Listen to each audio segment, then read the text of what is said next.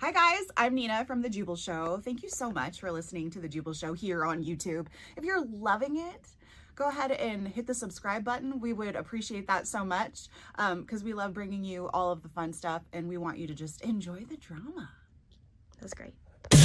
It's time to catch a cheater. Only on The Jubal Show. Megan is on the phone today for To Catch a Cheater, and she thinks that her husband, Sam, of 5 years, might be cheating. So in a few minutes, we're going to see if we can catch him if he is. Hopefully he's not. But Megan, what's going on? Why do you think he's cheating? Yeah, so like you said, we've been married for 5 years and like we have a good marriage, and I feel like he still dotes on me and like tries to, say that he loves me most days, and we try and, spend time together every night and watch like a show or something to check in. But I don't know, I feel like I miss the days when we could just do anything we wanted when we weren't so busy with work, and I just feel like maybe he's not missing that and looking for something better.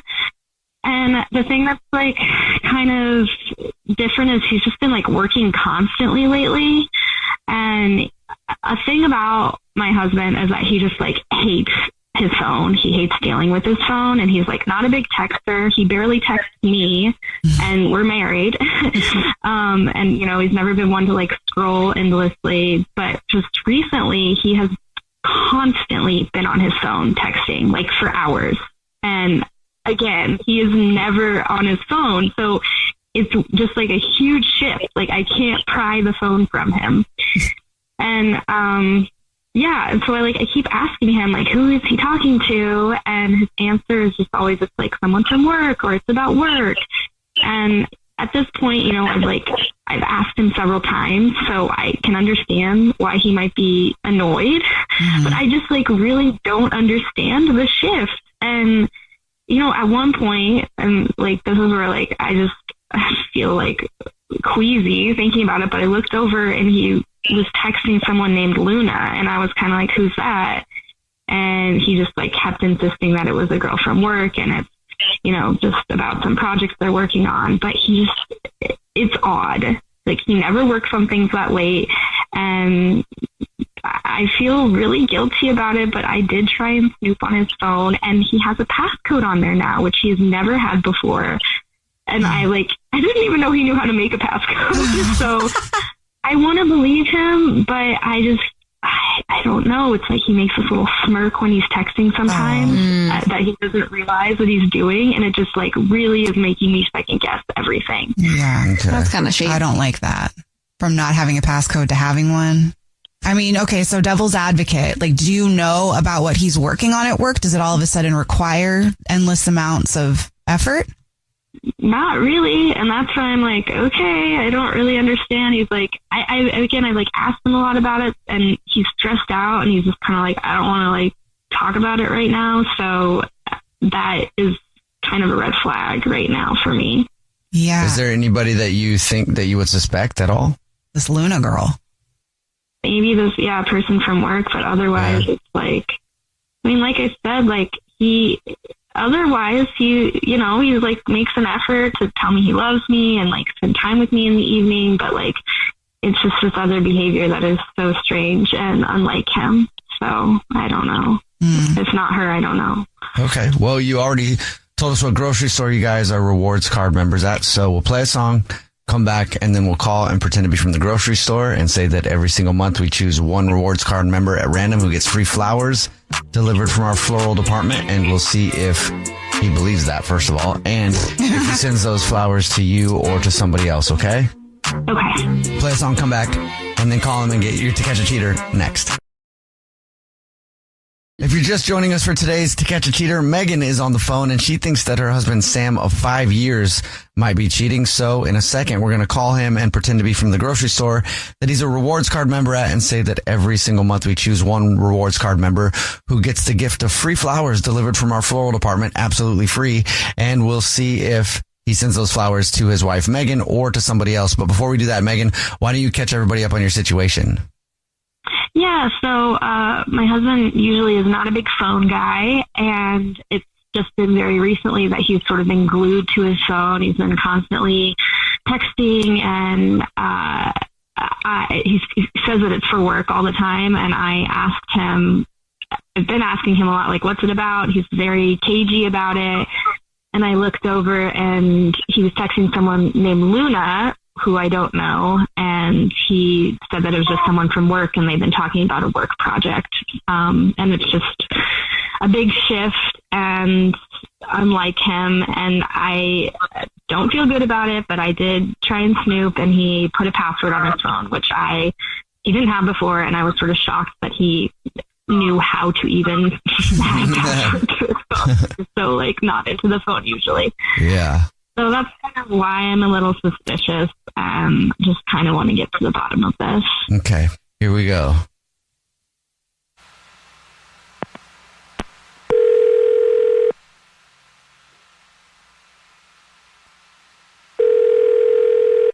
Hello.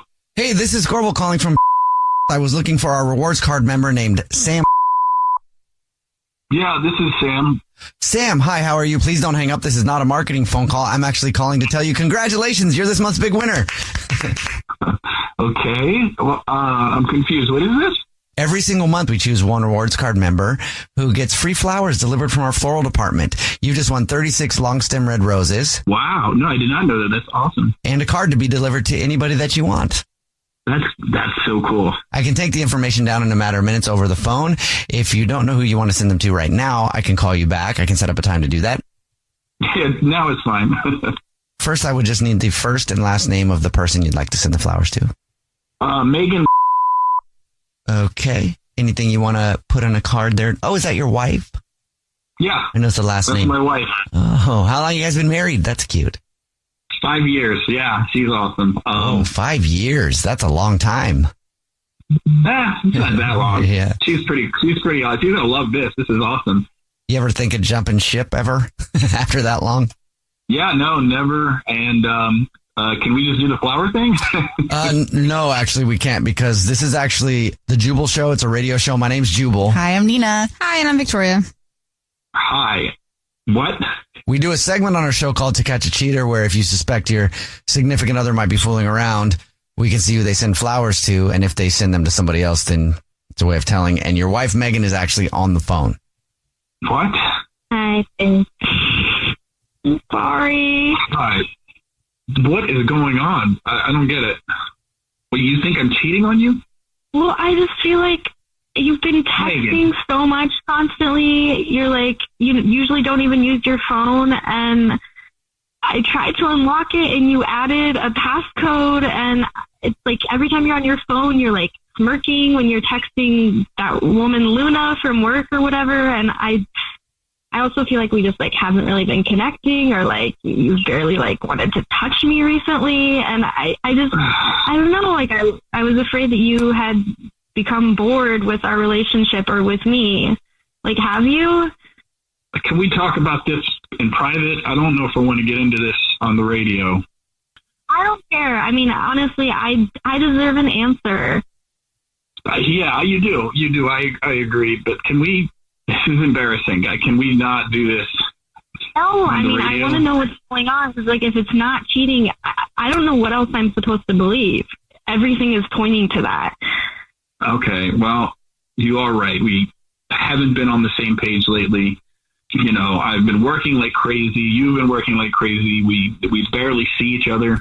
I have like no energy at the end of when I get home, and the last thing I want to do is bore you with my day again. You know, and this just keeps happening day after day after day. I just feel like I don't have any control over my life, and I miss when we could just have fun. You know. I can't remember the last time we just went bowling or mini golf or anything dumb like that, you know, just fun. And, yeah, I just feel like everything's pre-planned and I don't know. I love you, but oh boy. The Luna's an AI bot. What? It's a new AI thing. My coworkers told me about it. She's not real.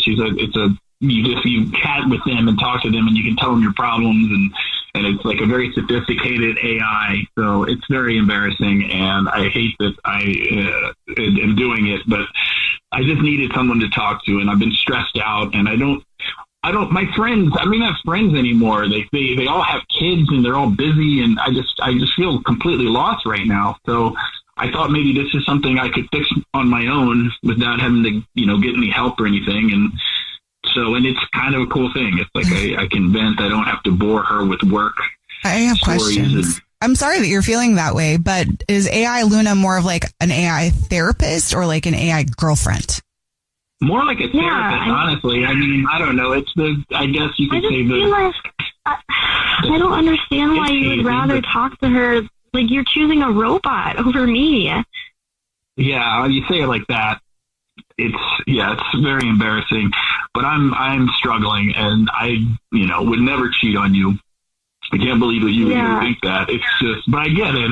Luna, it sounds like, I don't know what I want to work things out, like, and figure things out with us, Yeah, no, I understand. And like, I'm glad that you're honest about this, and I feel like we can obviously work through this, and I'm sorry that you're feeling this way, like that you feel like you don't have anyone to talk to but a fake robot. It's so dumb. I get it.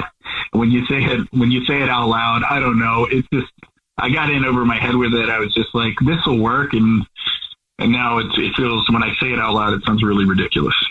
But I do want to work. I think so. You need to say bye to Luna. I think, probably. Yeah, I can do Luna, that. for keeping you occupied. She's a little bit of a tramp. But At least he's not cheating. But yeah, I mean, Megan, do you mind hearing about the stuff that Sam wants to talk about? no. I mean, I know what what goes so bored to save you from my boring, dumb stories, honestly. Yeah, but I want to be connected to you, though. I think, like, we need to just, like, talk to work about, like, taking a week off and just, like, doing something together. Because, Megan, are you bored? Are you bored by his stories, or does Sam just feel like he's boring you with them? I am not bored by his stories. He just feels that way, and I want to be there for all of it, I think that happens a lot. If somebody cares about you, they want to be involved in what's going on in your life. But sometimes, since it's your life at work, Sam, it can seem boring talk to you, but it might be interesting to Megan, and I'm sure she wants to be there for you. Yeah. This is so easy. I thought this would be way more difficult figuring this out, and thank you for being understanding. I think we should just take a trip somewhere. Yes, absolutely. I'll take time. I need to take time off work anyway. Let's try to find that spark again, because I know it's there, Yeah, definitely. So let's do it. Okay. Maybe you can ask Luna where she thinks would be a nice place. Oh my gosh. That's funny. Man, I'm never going to live this down, am I? Probably not, no. The Jubal Show's To Catch a Cheater.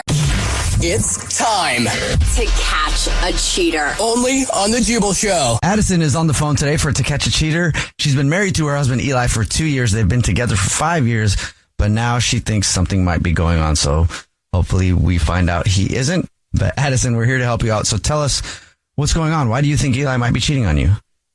Yeah, so we moved here about a year ago in January, and so Eli was really quick to make friends. Like, he has work, he has like his sport rec league and everything like that.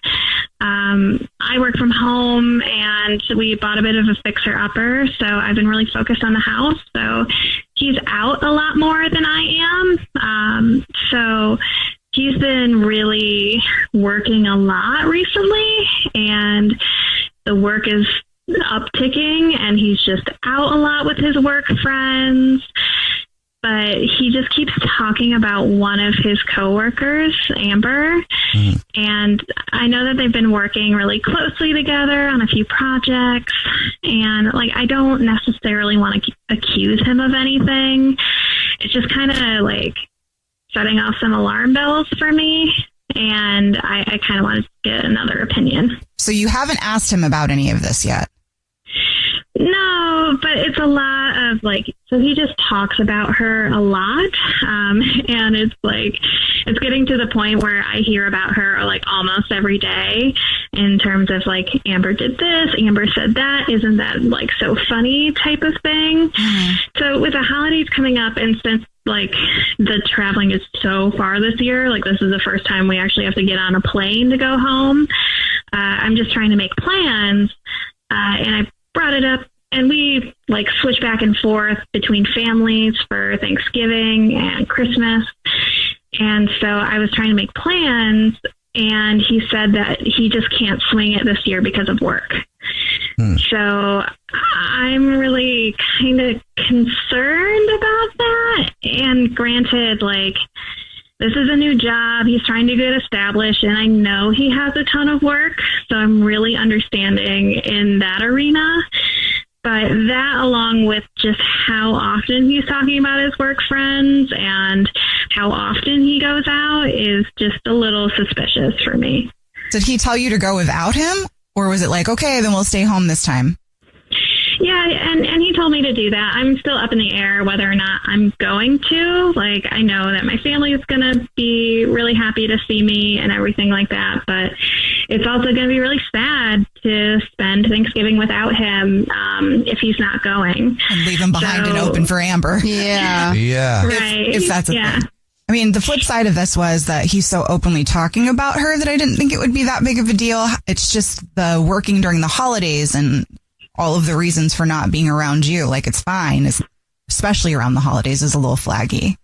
Have you met any of his coworkers? Like, even if it is Amber or just any of them in general? So I haven't met Amber. I did meet like one or two of his coworkers one night when they were dropping him off. But yeah, not Amber, which is kind of like, that's the main person I'm concerned about at this point.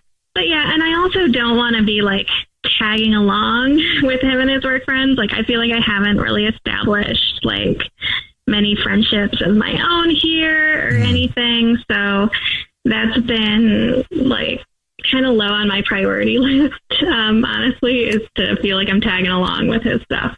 Okay, well, we'll try to figure it out for you. You already told us what grocery store you guys are rewards card members at, so we'll do the usual and call and pretend to be from the grocery store and tell him that he's this month's big winner of a dozen long stem red roses delivered to anyone that he wants, and we'll see if he sends those to you or to somebody else, okay?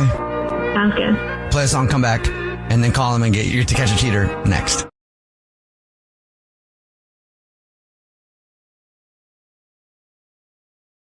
Right in the middle of To Catch a Cheater, if you're just joining us, Addison is on the phone, and she thinks that her husband of 2 years, they've been together for 5 years total, might be cheating on her. So we're about to call him and pretend to be from the grocery store that they're a rewards card member at, and say that we do a promotion every single month where one of our rewards card members wins free flowers delivered to anybody that they want. And we'll see if he sends those to his wife or to somebody else. And hopefully he's not cheating. But Addison, before we do that, why don't you refresh everybody's memory on your situation? So we're in a new city. He's been spending a lot of time at work, and especially with his new coworker called Amber. I haven't met her. I don't really know the situation. And so he doesn't want to travel home for Thanksgiving and is telling me to go instead. Hopefully he's not, but are you ready to call him? Yeah, let's do it. Okay, here we go.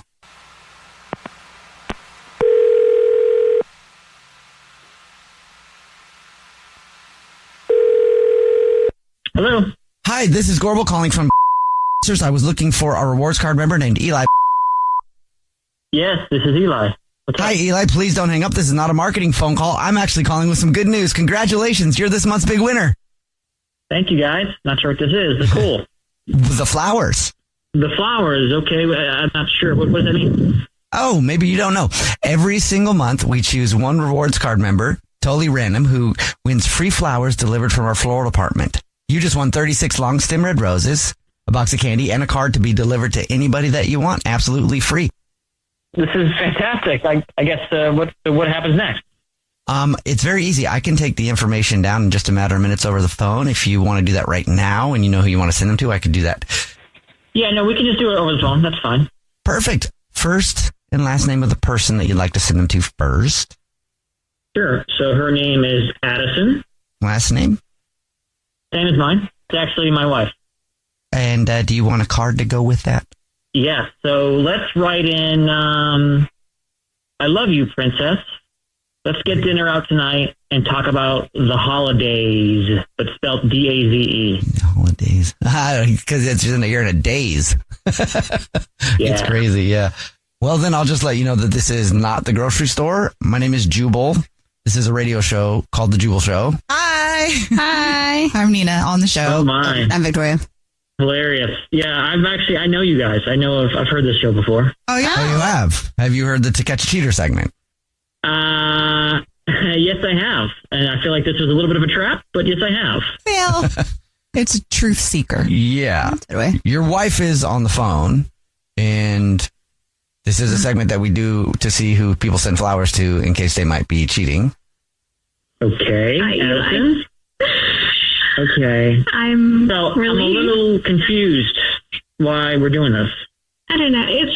It was feeling really suspicious with you know, wanting to come home for the holidays and the uptick in work. And like, you just keep talking about Amber a lot. And I'm just feeling the outside and something's just not quite adding up. So I'm really happy to hear that you don't want to send flowers to anybody but me. No, I definitely do not. I promise you that there isn't anything you need to worry about with Amber. In fact, Amber's wife, Sarah, would probably laugh at this too. Oh. Plot twist. Addison, so I did lie about having to work on the holidays a little bit. So, Addison, the part in this note about the holiday, you know, about us traveling home. Look, you know, we've been together for years now, and every year we go back and forth to our families, and we try to be good kids to our parents and all that. But now that we've moved away, life's a little bit different, and I wanted to propose to you over the holidays, but, you know, and talk to your parents first, of course, about doing it. And I thought it'd be a nice little change if we do a Friendsgiving this year. This way I can introduce you to Amber and her wife, Sarah. Plus, I've been kind of friendly with some of your work friends a little bit, and maybe have them over to kind of ease into this new surroundings and our new living situation before we kind of do that. Communication is key here, y'all. How this didn't come up before is blowing my mind. No offense, bro. But I mean, there's so much room for interpretation. Wait, so you want to have people over and do more of a holiday thing at our place? Yeah, basically that's what my thought was, kind of a Friendsgiving, and just have people over, kind of just hang out and not worry about work stuff, have, you know, these people introduce you to some of my work friends, ones that you don't know, like Amber, you know, have some of your work friends over too, and just kind of chill about it and just be open about it. And babe, I mean, I was a little, I guess, scared or just, you know, not sure about how to bring it up, because I know how close you are to your family. I know this means a big deal to you, going back there for the holidays. I didn't want to upset you. I know you're still trying to get comfortable with the new surroundings and, you know, the new living situation. Honestly, I didn't know how else to bring it up. So that was kind of my thought with this. Yeah, and I mean, I think the thing that doesn't make sense is like pushing me to go home anyways. So I understand why you'd be hesitant to bring it up and everything, but I don't know. I would be happy to have people over and do our own thing. Honestly, like, traveling is so much, especially around the holidays. So I do think it's kind of time to like have our own traditions around some of these things. Side note, I think there's one thing that you guys are forgetting and why it's so important to communicate. I know you've been spending the holidays with your families, but who's cooking? Who's in charge of the food? Like, that needs so much preparation. Like, you're stressing me out right now. If my man did not tell me that I was cooking in a week for all of these people, I would be flipping out. It's a potluck. Y'all can figure it out. I hope so. Maybe Amber's wife is cooking. That's also another thing. Okay, my bad, but woof, that had me going for a second. Yeah, that's all Nina's worried about. Yeah, because some people have to actually feed people on the holidays. Yeah, maybe we're getting it catered with such little notice. There you go. Yeah, so I trust you, and I'm sorry I brought you on the radio, but I love you, and I'm so excited to do the holidays together. I'm excited too, babe, and I love you. And I guess I should have been more clear and more communicative, and I apologize. And we're going to figure this out, and let's go out for dinner tonight and discuss it more. And I think we're going to be okay though. And you guys can do the thing with the mashed potatoes. The what? What? You don't know about the thing with the mashed potatoes? No. I Man, think I need to learn. I'm scared to learn. we're just going to say you eat it. But anyway. The Jubal Show's To Catch a Cheater. It's time. Time to get credit for the work you've done. Time to get the recognition you deserve. With Purdue Global, you can move forward in your career, for your family, and for yourself. You're worth the investment in yourself to earn a degree you're proud of, a degree that employers will respect. Purdue's online university is designed to support working adults like you who know it's never too late to accomplish your goals. It's never too late to make a comeback.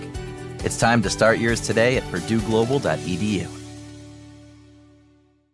Yo, what's up? It's your boy, the Kid Mero, the human do-rag flap, you know what I mean? The plantain supernova, you feel me? The God himself, your favorite Dominican uncle. And I'm back. The greatest blog of all time, Victory Light, is now the greatest podcast of all time. And I got some friends with me. Victory Light is a fountain, so get your cup ready, because it's about to runneth over. You can listen to Victory Light on the iHeartRadio app, Apple Podcasts, or wherever you get your podcasts at. It's Kate and Oliver Hudson, host of the new podcast, Sibling Revelry. That's right. We started this show because, you know what? No one talks about siblings and that dynamic. The siblings, they know each other better than anybody. Yes. You know. Listen to Sibling Revelry on the iHeartRadio app, Apple Podcasts, or wherever you listen to podcasts. Osage County, Oklahoma is getting a lot of attention right now because of Martin Scorsese's latest movie, Killers of the Flower Moon, about the 1920s Osage murders. I'm Rachel Adams Hurd, the host of In Trust. For over a year, I've reported a different story about other ways white people got Osage land and wealth, and how a prominent ranching family became one of the biggest landowners here. Listen to the award-winning podcast In Trust on the iHeartRadio app, Apple Podcasts, or wherever you get your podcasts. It's time to catch a cheater. Only on The Jubal Show. Spencer is on the phone today for To Catch a Cheater. He's been married to his wife, Lauren, for 3 years, but now he thinks something might be going on. So we'll see if we can help him out. Spencer, sorry you have to come on the show this way, but what's going on, man? Yeah, me too, because I'm a really big fan. I listen to your show all the time, man. The problem I'm having right now, I kind of recognize from listening to your show so often, the red flags and such. So I've noticed a few of those recently, and it's really thrown me for a loop, and I'm hoping maybe you guys can help me figure this out. We've always been really close, my wife and I. Like you said, we've been together for 3 years. Red flag number one, I guess, wasn't really a red flag until the second one came, and that is that our intimacy has really just kind of fallen off. We've always had a really healthy physical relationship, but lately it's just kind of been non-existent. And I know sometimes people go through phases, and that's what I thought it was. Yeah. Until red flag number two. She has been staying up, like, texting at night on her phone with someone who she says is her friend, which, you know, might be the case. But it's weird because, like, when she gets a text message, she responds with 1 or 2 words, puts the phone down. She doesn't like to text. Okay. But now she's, like, on the couch at night, sitting next to me, not paying attention to anything happening in the room, looking at her phone, texting long conversations and smiling about it. It feels weird. Yeah. It's making me a little crazy, I gotta be honest. But she says that she's talking to her friend, Caitlin. Okay. Okay, so that was red flag number 2. There are 2 more. Okay. Number 3, my wife doesn't really like to go out very often. She's not into, like, the clubs and that scene. But last week, she went out with the girlfriends, she says, which, you know, I wouldn't have any problem with if she wanted to do. It's just really strange because she doesn't do that sort of thing. She went out all night and, like, went drinking and stuff, which is great. But when I asked her what she did or where she was going, it was just going out. We went out. And that was, like, the end of it. All right. Which is super weird. And then red flag number 4 is what made me have to call you guys. When she came home from that night out, she smelled like a man's cologne. It wasn't mine. When I asked her about it, she said that one of her friends she was out with met a guy and he sat next to her at a bar. I'm not buying that. Yeah, no, usually don't get You don't get smelling like their cologne usually for them sitting next to you. I mean, unless he's one of those super obnoxious sprayers, then there is a good chance you leave smelling like it. But I think the texting and giggling while sitting on the couch with you is kind of standing out the most to me, because that would just, but isn't that also kind of negligent? If you're cheating, rude. That's so I think some people just open. Yeah. I think some people just, right next to me. I feel like some people just assume like, oh, they'll never guess if I do it right here. You know, you get caught in plain sight sort of thing. Yeah, that makes maybe. sense. Yeah. Did you happen to ask her what was going on with her friend Caitlin? Like, is she in some type of situation, a breakup, drama? Actually, anything? yeah, I did. She said that she needed moral support, which I didn't get any more information than that. She didn't seem very forthcoming. And, you know, maybe that's the case. I guess that's why I'm calling you guys, because I want to believe my wife. But I've got this feeling in the pit of my stomach, and I don't know what to do about it.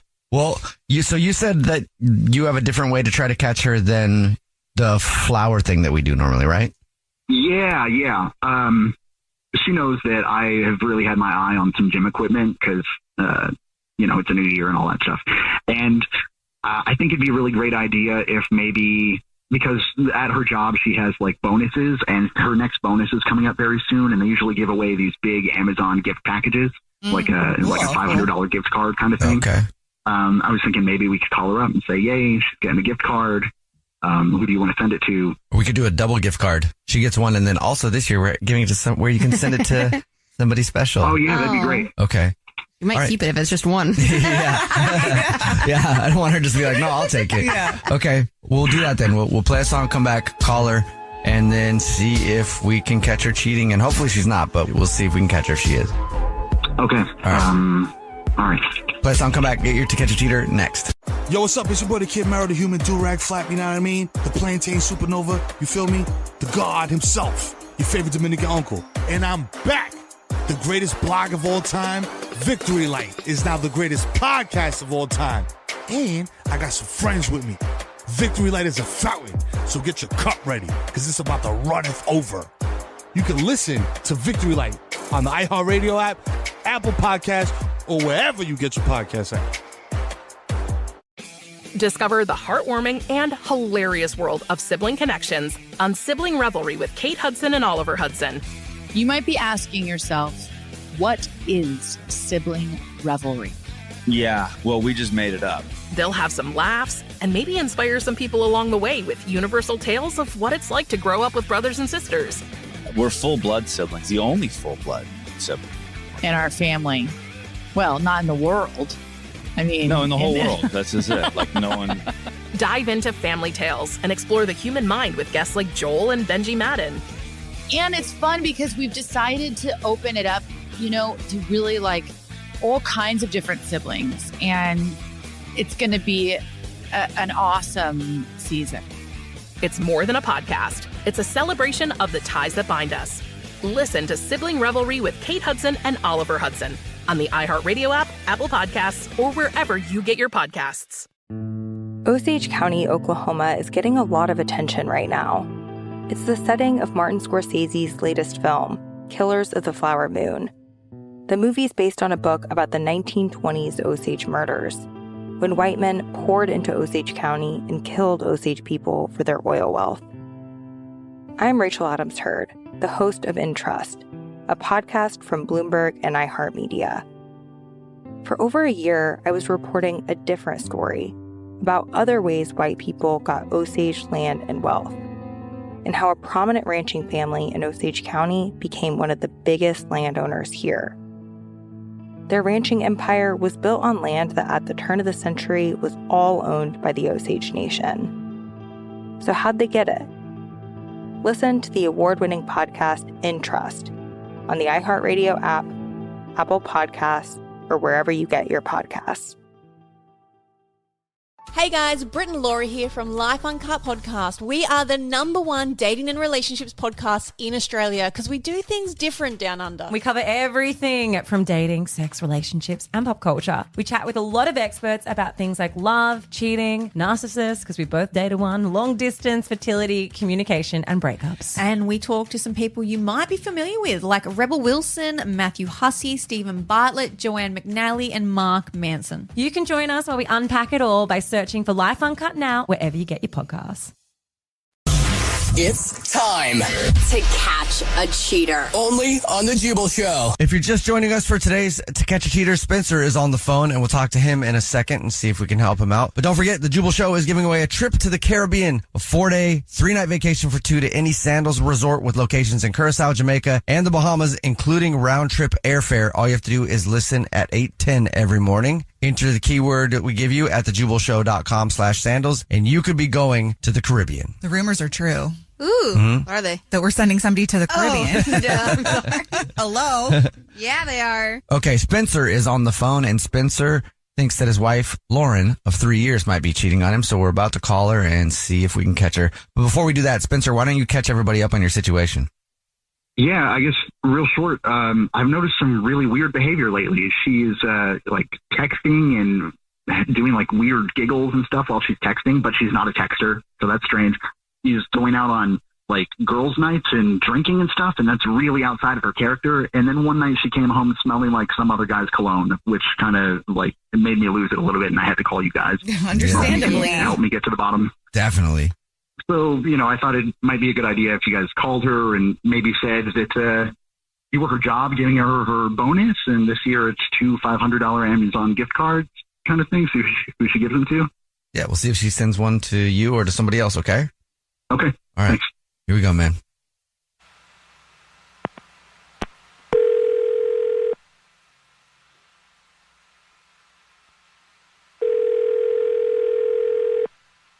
Hello? Hey, is this Lauren? Yeah, it is. Hey, Lauren, this is Pete up here in HR. How you doing? Oh, good. I'm good. How are you? Great. Really good day to be in HR because all I'm doing is calling up people and saying, we got the yearly Amazon gift card bonuses in and they're $500 this year. Woo! Congrats. Yeah. It's a nice day for an HR person when you don't have to call people and be like, hey, you're fired. That kind of stuff. Exactly. Nice. Sweet. That's awesome. I'm excited. Yeah. And this year it's actually cool because what they've done is we're doing $500 Amazon gift card for you and then also another $500 gift card from Amazon that you can send to somebody special to you. That's awesome. That's so nice of you guys. We will obviously get you yours, and then do you want to send your other gift card to somebody? Yeah. Great. Yeah, sure. Okay. Do you know who, or do you want me to, you want to send me an email or I call you back or something? No, I can, you just type it in now, like if you have it up? Yeah, I can just take down the info now, and I'll send you all the stuff to let you know that you sent it out. It will be still like a week or so. Okay, cool. Well, then who would you like to send it to? I'm going to send it to Gavin. All right. And last name on that, Gavin? Gotcha. I can't stay quiet. Who the f- is Gavin? Yeah. Who is Gavin? Lauren, this is actually the Jubal Show. That's your husband, Spencer, on the phone. What is happening? We'll do a segment. I know. This isn't funny. You know? I know. Wait, no, what? I absolutely know. I planned this. Whether you guys know it or not, I set this whole thing up, and this panned out. What are you talking about? Who is Gavin? I'm not going to tell you who Gavin is. What? Are you serious? Yeah. Who are you? What is this? I don't get it. I don't get it either. Is this funny to you? You're my wife. Well, I don't understand what is happening. Why do you think this is funny? You're around with some guy named Gavin and you're laughing in my face about it. Oh, no, I'm not around with any guy. Except for you. In this moment. Well, who is Gavin? Did you have some cocktails this morning? Yeah. What is going on? Gavin is the name of your child, your soon-to-be-born child. What? Yep. Whoa. That's right. What? That's right. Uh-huh. We both listen to the show. I know that Spencer loves it. He also loves this specific segment. He talks about it all the time. So I kind of set this up and planned it so that he would think I was cheating. What? I put all the pieces into play, and it literally fell exactly like I wanted it to. I mean, oh my God. Freaking out. Some guy bought cheap gas station cologne. He fell for it. What? 100% fell for it. Yep. Are you kidding? What an evil genius. For real. I wanted to prank you. Oh I my wanted to God. tell you right away. But yes, I'm pregnant, and this is what I wanted to tell you. Congrats. Very safe. This is amazing. Oh my, you see, right? She's an evil super genius. No, I mean, congratulations. That's amazing. So did you really name This is the amazing. baby Gavin without talking to him? And now. It was something we talked about before. Okay. He knew exactly what I was talking about when I said Gavin. Well, when he got it in context. My head was so clouded, I didn't even think about that. Oh my God. This has made my day. I cannot wait to see you. I love you so much, baby. I love you too. Congratulations. Thank you. Thank you. Yeah, you did lie to us, but I'm not that mad about it. I feel pranked. He didn't know. I think payback's fair too, but that's cool. Congrats. Thank you. Thank you so much, guys. The Jubal Show's To Catch a Cheater. Yo, what's up? It's your boy, the Kid Mero, the human do-rag flap, you know what I mean? The plantain supernova, you feel me? The God himself, your favorite Dominican uncle. And I'm back. The greatest blog of all time, Victory Light, is now the greatest podcast of all time. And I got some friends with me. Victory Light is a fountain, so get your cup ready, because it's about to runneth over. You can listen to Victory Light on the iHeartRadio app, Apple Podcasts, or wherever you get your podcasts at. Discover the heartwarming and hilarious world of sibling connections on Sibling Revelry with Kate Hudson and Oliver Hudson. Dive into family tales, explore the human mind, and laugh with guests like Joel and Benji Madden. It's more than a podcast, it's a celebration of the ties that bind us. And it's fun because we've decided to open it up to really like all kinds of different siblings. And it's going to be an awesome season. Listen to Sibling Revelry with Kate Hudson and Oliver Hudson on the iHeartRadio app, Apple Podcasts, or wherever you get your podcasts. Osage County, Oklahoma is getting a lot of attention right now because of Martin Scorsese's latest movie, Killers of the Flower Moon, about the 1920s Osage murders. I'm Rachel Adams Hurd, the host of In Trust. For over a year, I've reported a different story about other ways white people got Osage land and wealth, and how a prominent ranching family became one of the biggest landowners here. Listen to the award-winning podcast In Trust on the iHeartRadio app, Apple Podcasts, or wherever you get your podcasts. Afterlives is a new podcast about the life and legacy of Layleen Polanco, a transgender Afro-Latina who died tragically on Rikers Island jail complex. Justice for Layleen! Layleen loved to dance, she loved to sing. She was just happy to be alive. Stepping foot on Rikers Island has been widely acknowledged a potential death sentence. Listen to Afterlives, available on the iHeartRadio app, Apple Podcasts, or wherever you get your podcasts. Natalie is on the phone today, and she's getting ghosted by Ben. So we're going to talk to her and then a few minutes call Ben and see if he'll tell us why he's ghosting her and maybe get her another date. But first, Natalie, how long has it been since you heard from Ben? Well, it's been a few days now. Just a couple days? Are you sure you're getting ghosted? Yeah, it's just like a weird vibe, you know? Like, I just want to know what's going on. Well, after a couple days, I feel like you know you're getting ghosted if you've tried to reach out to them a few times and they don't respond. Did you try to reach out to them? I sent him a text, yeah, and nothing back.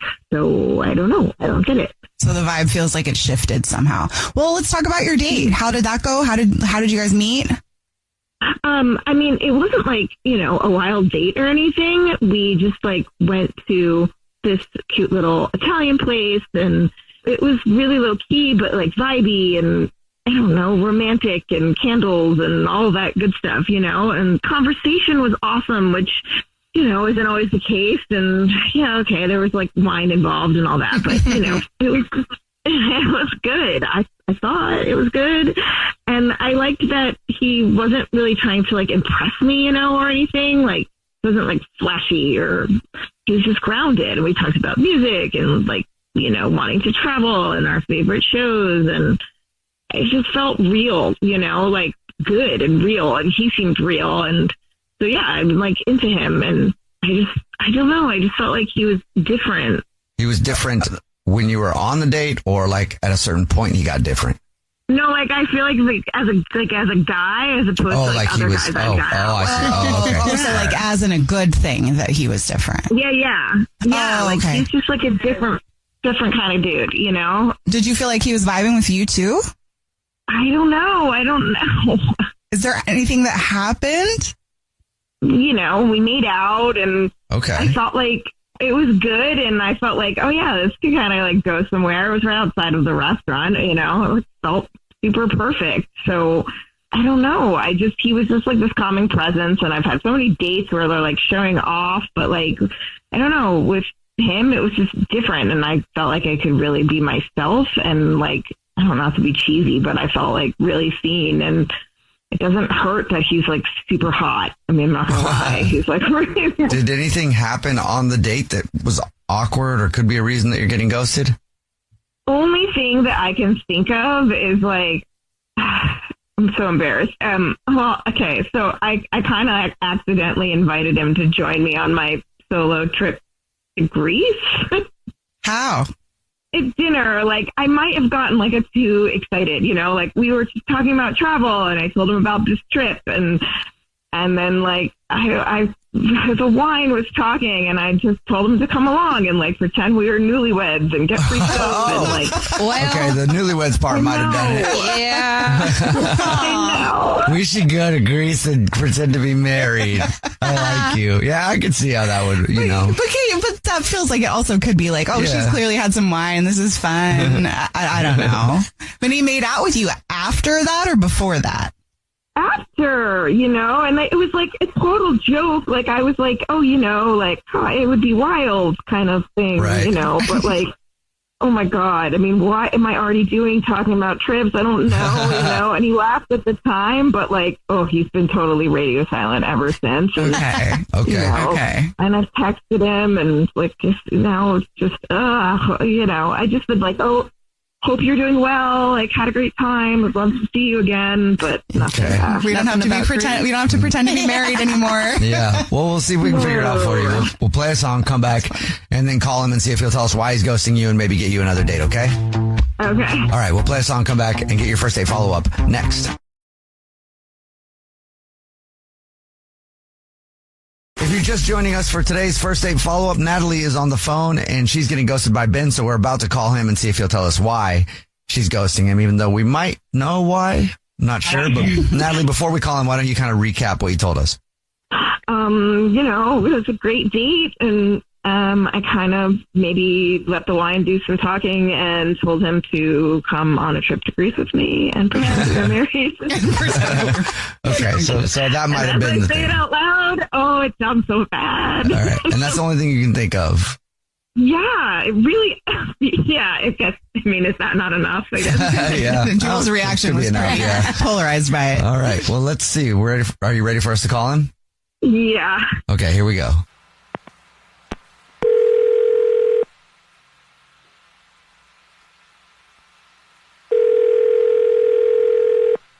Hello? Hi, may I speak to Ben, please? This is Ben. Hey, Ben, how are you? This is a radio show. It's called The Jubal Show. Hi, I'm Nina. Hi, I'm Victoria. And I'm Jubal. How are you? I'm good. This is we're on the radio right now. Yeah. Have you ever listened to the show before? Yeah. Yeah, I have actually. Well, sweet.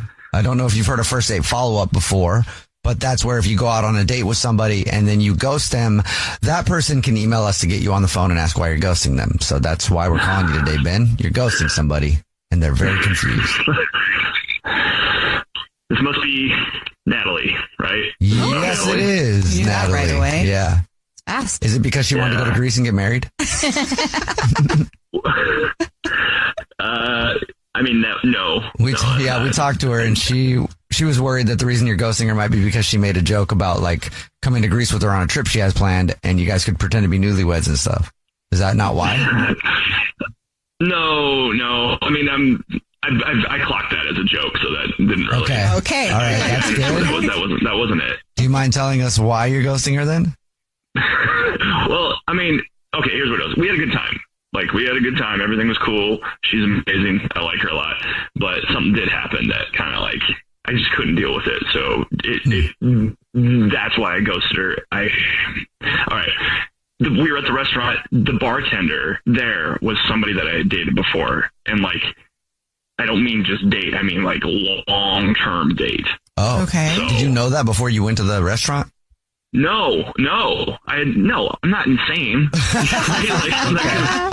That's like, it's like worst case scenario for that situation. I had no idea. I didn't even know she bartended. Like, I don't understand. I don't know what's going on in her life since we broke up, but we walked in and, me and Natalie, it was just like, boom. And then what are you supposed to do at that point? She's there. She's serving us wine. I can't read anybody. Like, I can't read her expression, so we were kind of just both pretending like we didn't know each other, which I guess is the best case scenario for that, but it was awkward. Yeah. I mean, instead of her yelling at me, Yeah, that's probably better. It was awkward, Awkward for you guys, but that's the reason you're ghosting her? Yeah. Well, I tried to be cool, like I just tried to play it off, but I was and I am convinced that Natalie figured it out. Like, there's just no way she didn't, because women just know these things. They just do. They always do. And I didn't want to have to, on top of that, explain everything. And I just didn't want to get into it. So I just needed a clean slate. And I just decided to shoot yourself in the foot and get out of everything and like be all by yourself. Basically, yeah. I mean, it does sound like a super awkward situation, but when Natalie was texting you or whatever, did it feel like she wanted to like confront you or something? I wasn't sure. I mean, I think she knew, but I wasn't really sure what she was getting at. You know what I mean? We did make out after, because just things happen. But I thought it was best to just, act like it didn't happen and move on, because it was just going to be like from square one to have to deal with an ex. And then how, I did or didn't handle it. It's just too much. But if you thought she already knew, why wouldn't you just say, hey, like, sorry for the awkwardness? Women are a little bit more forgiving than you think, especially with those things on a first date. Later, maybe not, but in the beginning. Yeah, but isn't it too late at that point? I don't think so. I mean, if she didn't like it, that would be definitely grounds for ghosting. Yeah. I don't think I handled it the best way. I kind of panicked and just went with that decision. And then it kind of felt like once I had gone down that path, it was hard to turn back. Okay. Yeah. All right, Ben. Well, thank you for being honest with us. And now I have to be honest with you. Natalie is actually on the phone listening and wants to talk to you. Really? Yeah. Yep. Yeah, really. I do want to talk to you because I actually did pick up on that with her. And I also picked up on the fact that you were using me as like a little pawn in whatever game the two of you were playing. I mean, you picked the place, buddy. Like, that was clear. And then once you were returning my text, then I knew that was the case. Yeah, like, clearly you're still sleeping with this girl. And I was just there so that you could, like, make her jealous. And you were not responding to me because, yeah, you're right. I wanted to confront you, and you used me in this little game. So I'm now using you in a little game to get you to me on the radio. Dang. So you kind of lied to us, Natalie? A little bit, yeah. Okay. I mean, come on, he takes the place, and then, like, he's all, like, flirty with the bartender, and they're, like, pretending they don't know each other. But, yeah, I saw when she would, like, touch your hand or, like, rub your back as she walked by you. Clearly, it was, like, I don't know if it's, like, a little sex game or whatever. To, like, make each other jealous, but I don't really want to be a part of it. Okay, like, you're that is and not, what the hell? That is not what happened. She's the one, this person cheated on me, so it wouldn't even make sense for her to be flirting with me. It doesn't even make sense. Oh, okay. So does it make sense that you didn't bring me there in front of her because she cheated on you, and then you're like, oh, look, I'm with a girl, and like, whatever, and then make out with me in front of the restaurant so she can see? You made out with you in front of the restaurant. That's right. How would I know? How would I know the schedule of people's hours? How would I even line that up? It doesn't make any sense. You know what? It was a weekend night, and she's a bartender, and you know where she works. So I'm sorry, but my guess is you didn't. I didn't know. I didn't know. I don't buy it. This took a turn. Would you like another date with Natalie? We'll pay for it. Yeah, I don't think that's a good idea. If you want another date with the bartender, maybe you guys can pay for that one. Okay. All right. Well, I don't know if you got an answer, Natalie. Yeah. But you accomplished what you wanted to do. Okay. All right. Okay. This really took a lot of turns. Yeah. Well, this is not. It's what I expected, and at least I can move forward because I knew my instincts were actually right. You know what I mean? Like that getting ghosted and not knowing why, that's the worst. So Also, when I said that Ben was different, what I meant by that is he's exactly the same as every other Yeah, it's a crisis, I'm telling you. What up, guys? Hola, ¿qué tal? It's your girl Chiquis from the Chiquis and Chill and Dear Chiquis podcasts. And guess what? We're back for another season. Get ready for all new episodes where I'll be dishing out honest advice, discussing important topics like relationships, women's health, and spirituality. I'm sharing my experiences with you guys, and I feel that everything that I've gone through has made me a wiser person. And if I can help anyone else through my experiences, I feel like I'm living my godly purpose. Listen to Chiquis and Chill and Dear Chiquis on the iHeartRadio app, Apple Podcasts, or wherever you get your podcasts. I'm Nicole Perkins, and in my new podcast, The Godmother, I'm inviting you to 1930s New York. I want to tell you the extraordinary story of Eunice Carter, the trailblazing Black female lawyer who put New York's most notorious gangsters behind bars. Somehow, she's been largely forgotten. Listen to The Godmother with me, Nicole Perkins, on the iHeartRadio app, Apple Podcasts, or wherever you get your podcasts. A group of high school students started a project to research a string of unsolved murders. There is no profile of this killer except for the ones the students created. What if this guy's still alive? Like, what if he comes after us? Once you start getting a few tips or a few leads or a few identifications, then the cold case isn't so cold anymore. This is Murder 101. Listen to Murder 101 on the iHeartRadio app, Apple Podcasts, or wherever you get your podcasts. It's time to catch a cheater. Only on the Jubal Show. Becca is on the phone today for To Catch a Cheater. She's been with her boyfriend, well, fiance now, I guess, Adrian, for a year and a half, and they recently got engaged, but now she thinks something might be going on. So, Becca? Hi. Hi, thank you for your email. Tell us about the situation with Adrian. Okay, so I feel like my new fiance is cheating on me because I found hair ties in our couch that just don't belong to me. Oh, okay. Yeah, it's just like I use these like little plain black ones, and these ones were brown. So, Did you have friends over recently? Like, could it be theirs? No, I didn't. Yeah, so I just feel like there's no way that he can't be cheating because I haven't had any people there. I don't use those hair ties. And when I tried confronting him about it, he kind of just blamed it on me or said it would be a friend. But like I said, there's no way it would have been one of my friends. Does he have friends that are just females or sisters or nieces or anything that would have had hair ties at your house?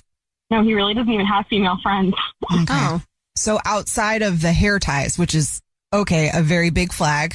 So we'll just leave that right there. But outside of that, is there anything else that is starting to raise some alarms in you? Yeah, I also kind of noticed lately that he's been carrying around cash, like more than like $100 at a time, and he's never done that before. So I don't really know what he's using the cash for. And then I like asked him about it, and he brushed it off and said he's just working hard and wants to be reminded of like all the money that he's making lately, which doesn't really make sense to me. Is he making really good money lately? Like just recently? And I feel like it's the same as it's always been. So I just feel like that was like a bullshit answer. Why would somebody start carrying around cash more if you never did before? Yeah, it's weird. It's definitely like off character for him. And then like also we've been physical in bed, but now he's got like these new moves that he keeps hitting on me, and I don't know where they came from. So I'm starting to think that there's definitely someone else in the picture. There's too many little things lining up to where it feels like something's not right. The new moves is sketchy. I mean, maybe he was watching some videos that were inspiring and decided to try something out. I don't know. Maybe there's like a YouTube tutorial. Yeah, maybe. There's a tutorial for everything. There really is. He could have been, but like I said, like I just have this gut feeling, and there's too many little instances where things just don't feel right. The hair ties kind of throw me a little bit. Yeah, that was definitely the biggest one. Definitely, that is. All right, well, you already told us what grocery store he's a rewards card member at, so we'll play a song, come back, and then call him and pretend to be from the grocery store and do the usual. We'll say that every single month we choose one rewards card member at random who gets free flowers delivered to anybody they want from our floral department, and we'll see if he sends them to you or someone else, okay? Oh, boy. Okay. All right. We'll play a song, come back, and hopefully he isn't cheating, but get your To Catch a Cheater next. What up, guys? Hola, ¿qué tal? It's your girl Cheekies from the Cheekies and Chill and Dear Cheekies podcasts. You've been with me for season 1 and 2, and now I'm back with season 3. Yeah! I am so excited, you guys. Get ready for all new episodes where I'll be dishing out honest advice and discussing important topics like relationships, women's health, and spirituality. For a long time, I was afraid of falling in love. So I had to, and this is a mantra of mine or an affirmation every morning where I tell myself, it is safe for me to love and to be loved. I've heard this a lot, that people think that I'm conceited, that I'm a mamona. And a mamona means that you just think you're better than everyone else. I don't know if it's because of how I act in my videos sometimes. I'm like, I'm a baddie. I don't know what it is, but I'm chill. It's Cheekies and Chill. Hello. Listen to Cheekies and Chill and Dear Cheekies as part of the My Cultura podcast network on the iHeartRadio app, Apple Podcasts, or wherever you get your podcasts. In the new Amy and TJ podcast, Amy Robach and TJ Holmes, a renowned broadcasting team with decades of experience delivering headline news and captivating viewers nationwide, are sharing their voices and perspectives in a way you've never heard before. They explore meaningful conversations about current events, pop culture, and everything in between. Nothing is off limits. This was a scandal that wasn't. Yeah. And this was not what you've been sold. The Amy and TJ podcast is guaranteed to be informative, entertaining, and above all, authentic. It marks the first time Robach and Holmes speak publicly since their own names became a part of the headlines. This is the first time that we actually get to say what happened and where we are today. Listen to the Amy and TJ podcast on the iHeartRadio app, Apple Podcasts, or wherever you get your podcasts. It's Kate and Oliver Hudson, host of the new podcast. Well, it's not new, but we are at iHeart. We're at iHeartRadio. But it's called Sibling Revelry. That's right. We started this show because we just wanted to hang out together. We decided a couple years back, you know what? No one talks about siblings and that dynamic. The siblings, they know each other better than anybody. Yes. You know, a lot of the time. And we get inspired by other siblings. I think other siblings make us want to be better siblings. 100%. You know how many times shows that we have done I wish we were like that. I'm like not a great I know. sister. I'm like, I'm terrible. Anyway, I hope you love our show. We love doing it. Listen to Sibling Revelry on the iHeartRadio app, Apple Podcasts, or wherever you listen to podcasts. It's time to catch a cheater. Only on The Jubal Show. If you're just joining us for today's To Catch a Cheater, Becca is on the phone and she thinks her fiance might be cheating on her. They've been together for a year and a half. They recently got engaged. So we're about to call him from the grocery store that he's a rewards card member at and pretend to be from there and say that every month we choose one rewards card member who gets free flowers delivered to anybody that they want. And we'll see if he sends them to Becca or to someone else. But before we do that, Becca, why don't you catch everybody up on what's going on? Okay, so my new fiance, has been acting really weird lately. I caught different colored hair ties around the apartment, ones that I don't use ever. He's been carrying more cash than normal, which is unlike him. And he's also pulling out these new moves in bed. And I just think something has to be up. Yeah. There's too many weird little instances. Whenever the new moves come into play, when you've been together for a while, it is kind of like, what? Where did that come from? I'm telling you, the internet is a great resource. Okay. All right. Well, we're about to call him and see if he is. Are you ready? I'm ready. All right. Here we go.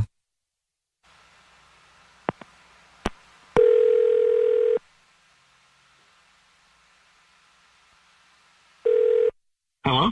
Hi. Is this Adrian, who's a rewards card member with? Yes, it is. Who's this?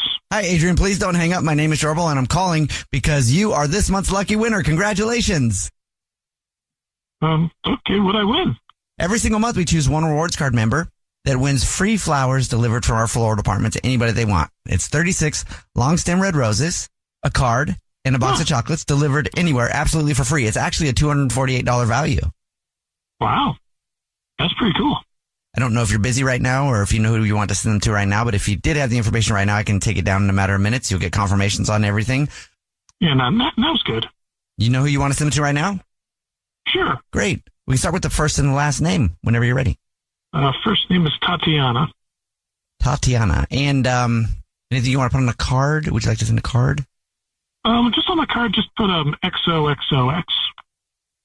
I can definitely do that. I can also let you know that this is actually the Jubal Show. It's a radio show, and we do a segment called To Catch a Cheater. And your fiance, Becca, thought you might be cheating. And like, who's Tatiana is, I guess, the big question now. Hi. I knew it. What? What is this? It's called To Catch a Cheater, and your fiance's on the phone. She heard you sending flowers. You're on the radio, and I just caught you cheating. No, I wasn't cheating. Who's Tatiana? It's just she's a friend. I wasn't cheating. Why would you send flowers to Tatiana instead of your fiance? This is a friend that helps me out and I like to hang out with, and it's fine. It's nothing. Friend that you say XOXOXO to? Yeah, what is that? It's just what we say to each other. It's not. I swear, it is nothing. I'm not cheating. That doesn't even make sense remotely. I knew it. All the right, hair fine. ties, the new move. No. Okay, listen. What are you doing? What are you It's doing with this girl? Who is this? All right. Listen. It's because she's an escort and I hire her once a week. We do not stop. We do not engage in anything sexual. We do not. You hired an escort. We're talking. You're sending flowers. We're talking. We hang out. She's just a lot of fun to be around. Oh my God! Honestly, that's pathetic. That's so pathetic. Why would you? And you're paying for companionship when you have a fiance? We're getting married. I know we are, and I still love you. I mean, I'm not cheating. Like I said, we're talking. We're hanging out. She's teaching me other stuff to be able to do for you. I can't believe that. That makes literally no sense to me, and that's pathetic. You're such a loser. Oh. Well, that escalated real quick. Well, she brings up a good point, though. I mean, this is the first time I'm hearing of somebody hiring an escort to help them be better in their relationship. But what do you think that this escort is giving you that your fiance can't? I mean, just other things that I can do for her. That's all I'm getting out of it. Like a life coach? But for for the most part. I mean, I think hiring an escort is cheating. I would classify that as cheating. We're not doing anything, though. What does she wear when you guys hang out? All kinds of stuff. She's gone from jeans and a T-shirt to, like, sweaters. I'm sure she's wearing sweaters. I'm sorry I'm laughing. This is just not what I expected today. I was doing this orange stuff to be able to give to you, so I don't know why you're mad. I would hope that you can kind of understand, Adrian. It's a little alarming. Could you imagine if Becca hired a guy just to spend time with when she has you? Like, how would you feel? I mean, if the payoff is that she's coming home to me and we're still doing stuff together and she's bringing out this other stuff that maybe I like, then I wouldn't mind. No. This is not like a dating, silly high school relationship. We are getting married. Like, I really genuinely know what's wrong with you. I mean, I just don't see what the big deal is. Like I said, we're not doing anything sexual. It's an escort for companionship when you're... Where would you have found an escort? Come on, let's get real. If you're getting married, that's the ultimate companionship, though, and you're paying for companionship already before you're married. Is that a waste of money? No, like I said, I mean, I'm learning new stuff to be able to give to her, so what does it matter? You just said you don't do anything physical. You're learning new things, and you're bringing moves to the bedroom. There you go. Caught you again. I haven't done it. She talks me through it, and I learn, and then I go into school. Oh, my gosh. Wait, no way. What? I don't understand how that works. I tried to show my friend how to twerk once, and that was very, like, I can't imagine explaining that and then seeing it. You got to show them. Yeah, I don't know. I'm done. This is so ridiculous. I'm not staying with someone who hires escorts when they're about to get married to me. That's just completely not okay. I mean, again, I don't see what the big deal is. It's like me taking an adult ed course, really, because, I mean, I want to be able to give you better stuff. Well, I'm glad you feel that way. You and Tatiana, whatever her name is, can have a great rest of your lives together, and you can continue practicing on each other because I'm out. Hey, Becca, I hung up on him because I didn't see conversation going anywhere else. Thank God. I'm really sorry, Yeah, I'm so sorry. That's actually, that's a hard one to stomach, but also I feel like it's something that is better to know now. Yeah. Yeah, I'm definitely in shock right now. I'm glad I caught him, but this is going to take me a while to get over. I just have a feeling he's going to be like, what if he says bye to the escort and comes back to you? Are you okay with that? Oh, hell no. No, he's not coming back. There's no taking him back. I'm done. I don't think he was fully understanding why that was an issue also. Which is a flag also. Yeah, I'm not dating someone that doesn't have, or marrying someone that doesn't have the same thoughts I do when it comes to that situation. Well, at least you found out before you were married. This is true. The divorce would have been a whole nother issue. Yeah. Take care. Sorry. Thank you, guys. The Jubal shows to catch a cheater. What up, guys? Hola, ¿qué tal? It's your girl Cheekies from the Cheekies and Chill and Dear Cheekies podcasts. And guess what? We're back for another season. Get ready for all new episodes where I'll be dishing out honest advice, discussing important topics like relationships, women's health, and spirituality. I'm sharing my experiences with you guys, and I feel that everything that I've gone through has made me a wiser person. And if I can help anyone else through my experiences, I feel like I'm living my godly purpose. Listen to Cheekies and Chill and Dear Cheekies on the iHeartRadio app, Apple Podcasts, or wherever you get your podcasts. I'm Nicole Perkins, and in my new podcast, The Godmother, I'm inviting you to 1930s New York. I want to tell you the extraordinary story of Eunice Carter, the trailblazing Black female lawyer who put New York's most notorious gangsters behind bars. Somehow, she's been largely forgotten. Listen to The Godmother with me, Nicole Perkins, on the iHeartRadio app, Apple Podcasts, or wherever you get your podcasts.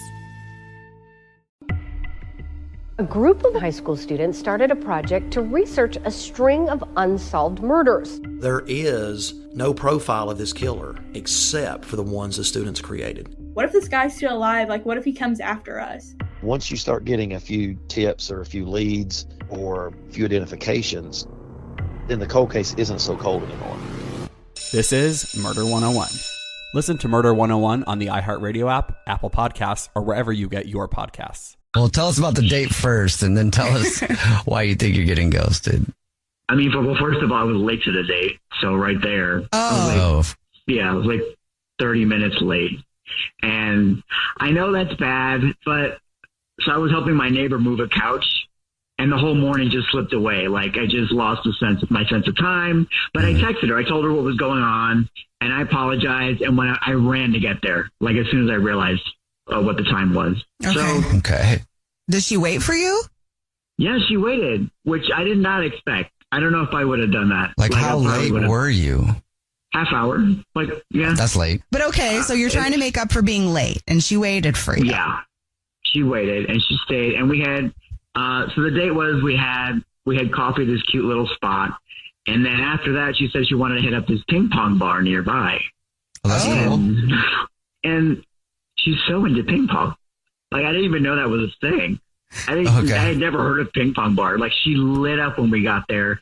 We played a few games, and we got some fries. And honestly, I thought we were vibing. Like, she was laughing. She was so cute. She was trash talking. It was really, really cute. She was cool. She's really cool. And I was trying to redeem myself for being late, like trying to make up for it. Right. You feel like you did? I thought I did. I don't know, though, because now she's not answering me, and I can't stop thinking about her because it's rare that I meet someone like her. Like, she's this great energy. She's smart. She didn't make me feel like I had to be anything I'm not. Like, I was just who I was, which is so comfortable. Is being late the reason you think you're getting ghosted? Yeah. I think so. Did I just blow it beyond repair? Or maybe she's just busy. I was helping my friend and I just lost track of time. That's kind of careless, but I felt like I explained it all. Well, so then what else happened? So you guys played ping pong. Like, did you guys kiss? Did you guys decide that you were going to have another date? No, it was sort of just like talk to you soon. Like, did it end like you thought maybe she was like upset or didn't really have a good time? No, I didn't think she was upset. Like, if she wasn't into me, why did we go to the ping pong bar and we hung out there for a while? I mean, unless she just used you to take her to a ping pong bar because she really likes ping pong and was like, this guy doesn't know how to be on time, but I'm going to get some ping pong out of it. Maybe. I didn't think of that. Maybe. I didn't think of that, though. I don't know. I just don't know. Like, even if, I don't know. It's been, maybe she's busy. But that's also why I'm calling you guys. Like, I just want to know, because it's the hard part about being ghosted is about not knowing. Totally. Yeah. But did you reach out to her then? So, like, this is an obvious ghosting, or was the last time you talked to her on the date? That's the last time I talked to her, was on the date. Okay. It's been over a week, just over. And the last time I texted was yesterday. Well, we'll see if we can figure it out for you. Okay, thank you. We're in the middle of today's first date follow-up, and if you're just joining us, Gabe is on the phone, and we're about to call Harper, who's ghosting him, and see if she'll tell us why she's ghosting him and maybe get him a second date. But first, Gabe, why don't you refresh our memory on your situation real quick? So I went out on a date with this awesome person. She's super cool. She's super sweet. I thought we vibed, but I was late to the date, like half an hour. And I felt bad about that. And I felt like I tried to make up for it, but we hung out for a while and now she won't answer my text. So I don't know what's going on. Okay. It's been a week now. You ready? Yeah. All right. Here we go.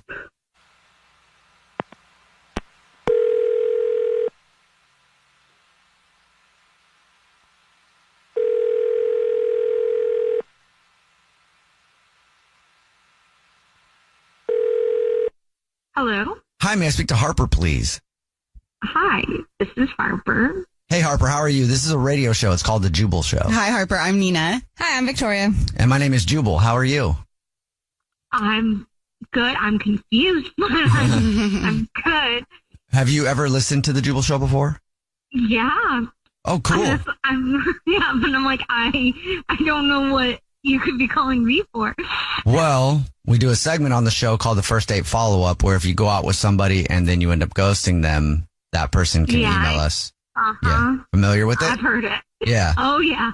So is there anybody you can think of that would email us about you? Unfortunately, yeah. What's their name? It's Gabe, right? Yes, it is. Yeah. Gabe emailed us, told us a little bit about your date, and says that he's very confused. He liked you a lot, thought you guys had a great time. Would you mind telling us why you're ghosting him? I mean, yeah, I ghosted him. Like, I don't want to be rude, but like, honestly, I didn't know what else to do. Like, the whole situation just seemed really scammy. Scammy? Yeah. I mean, okay. So first he showed up 30 minutes late, which like rude, but I can deal with it. I get it. I run late sometimes too. And like, if the vibes are there, it's fine, whatever. And so we were hanging out, and then we decided to go play ping pong. And then we get there. Oh my goodness. Surprise. He lost his wallet trying to get to the date. He just lost it. Which is fine. Again, I don't mind paying. I just be upfront about it. Be like, don't like make it like I lost it. Be like, like I was running late. I left it behind. I didn't mean to. Or like, just be like, can you pay? Don't make it, don't make a thing about it. And so it's fine, whatever. I paid for everything because he didn't have any money on him, which is not the deal breaker. The deal breaker was. I mean, it could be, but that's nice of you. Yeah. No. There's more. Oh, no. On the way out, we're like saying goodbye, and then he's like, oh my gosh, I don't have any groceries at home. Can you give me $100? What? $100 for groceries? And he was like, I gotta feed myself and my cat. I didn't even know that he had a cat, first off. Didn't mention the cat the entire time we were together. Cat was new. But also, like, what can I eat from a grocery store? Like, Did you give him the money? Who asks for that? Okay. I didn't give him $100. I'm not stupid. But I also was like, I need to get out of this situation. And, like, he's not going to let up. So I was like, I don't have $100, but, like, I have $50. You gave him $50? I had to get away. Okay? You do what you got to do. Oh, wow. And okay. like on the way home, like I just kept replaying everything. I was like, are you serious? He's late. He doesn't have his wallet he asks for money. Like, now I'm an ATM for a stranger and their cat. Yeah. Like, I've been used a lot for money in relationships. Really? You know? Yeah. And I've never had anybody just ask for it on the first date. It's usually it's a long game, you know. Then you realize, they're just here so they can get stuff. They ask for groceries. No, he was like, my cat needs the groceries. I'm like, no. Wow. Okay. Well, thank you for telling us. I'm sorry.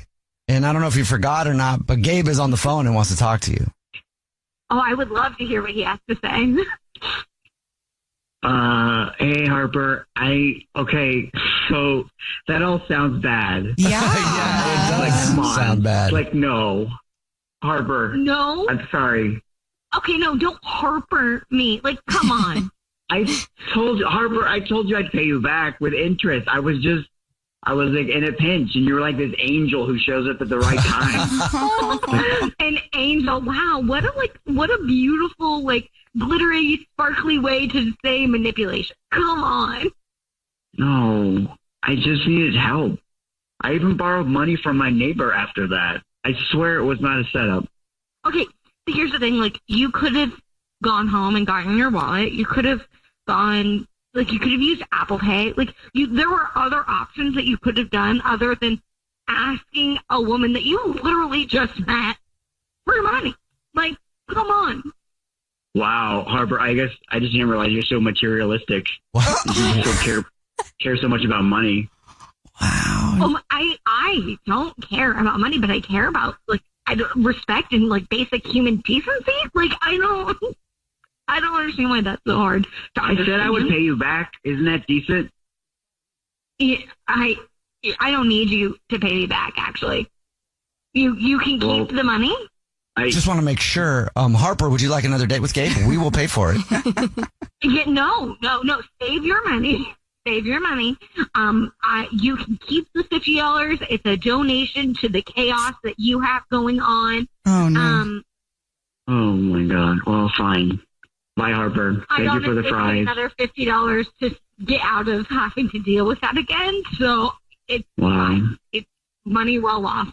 All right. Well, fine, Harper. I was going to pay you back the $50 that you gave me, but good luck finding your Mr. Rich Man or whatever you're looking for. Gabe. That's what you just want, like a bank account person. A bank account person. I think people that have money in it, yeah. Yeah.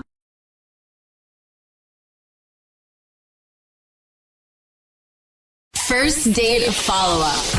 Powered by the Advocates Injury Attorneys. Online at advocateslaw.com. Haley is on the phone today for a first date follow-up, and she's getting ghosted by a dude named Nate. She has no idea why, so in a few minutes we're going to call him and ask him why he's ghosting her and maybe get her another date. But before we do that, Haley, how long has it been since you heard from Nate? It's been 4 days. Okay. Okay. Not too long. Mm-mm. Yeah, are you sure you're getting ghosted? I'm not like 100% sure, but I'm pretty sure. Why do you think so? Well, like the date went really well, but I worry that I don't know, like, so we went on a picnic and it was really nice, and we even like got to slow dance a little on the picnic blanket. Oh my gosh.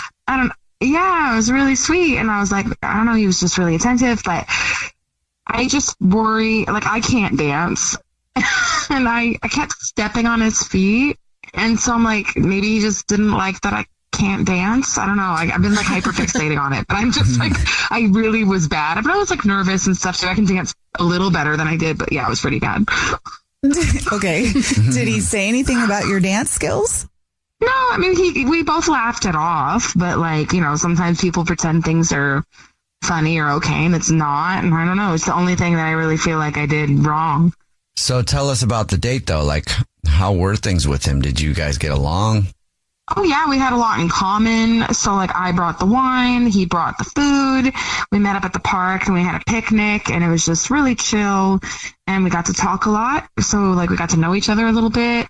And I really liked it. It was just a nice, peaceful date. You know, I've been dating a little and, like, nothing really exciting. So this was kind of, to me, this really stood out and it felt really special. So, like, it went really well. We even, like, got to make out a little bit. So, like, I thought he really liked me.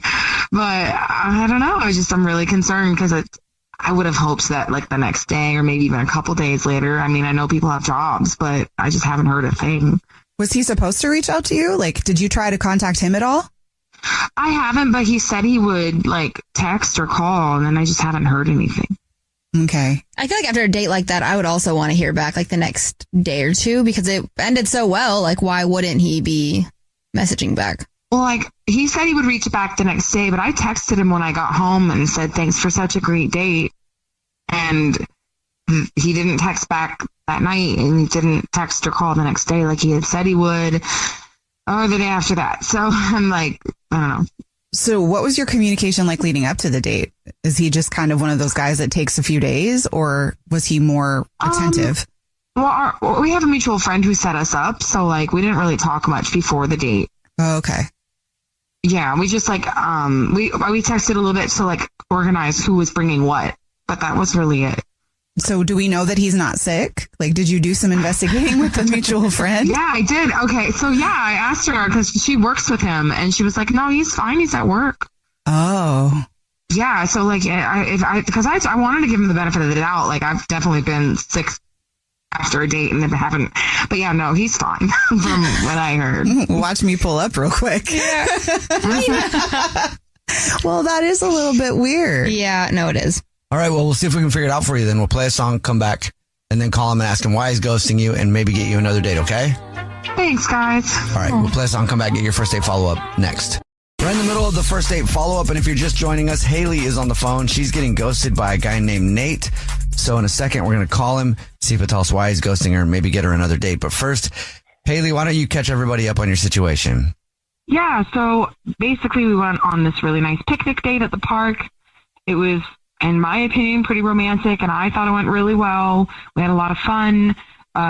We slow danced, we drank wine, we ate snacks. What more could a girl want? And yeah, I was really hoping for a second date, and I texted him that night, no response, and I haven't heard a thing since. So. And you think it might be because of your bad dancing?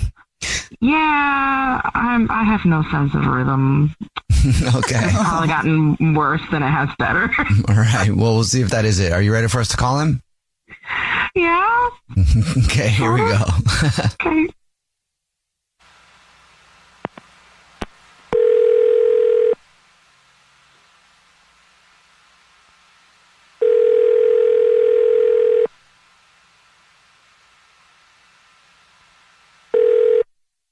Hello. Hi, may I speak to Nate, please?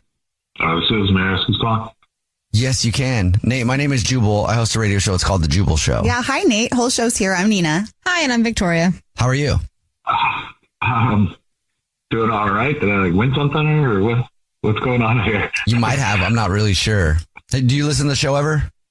Yeah. Actually, big fan. Oh, cool. Thank you. Are you a big enough fan to know what the first date follow-ups are? Oh my God. Yeah, I am. Ooh. Do you know why I'm bringing that up, Nate? I might as well just let you tell me. Let's get right to it, I guess. I'm already on this. Let's go. You're ghosting somebody and they emailed us because they want to know why they're getting ghosted. Do you have any idea who would email us? Right. I'm imagining this is Haley. Haley? Yeah. Yep. Oh. Well, yep.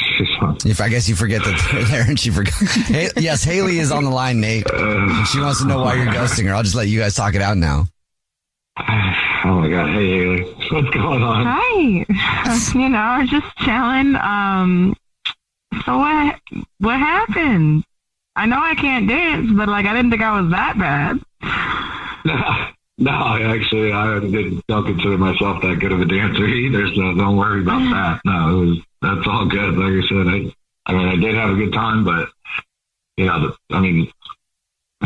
honestly, the whole entire time we were on on our picnic, you just kept talking about comparing me to your ex from. Well, how long ago was that? 6-7 years, you said? I think every time you brought up his name, I just tuned out.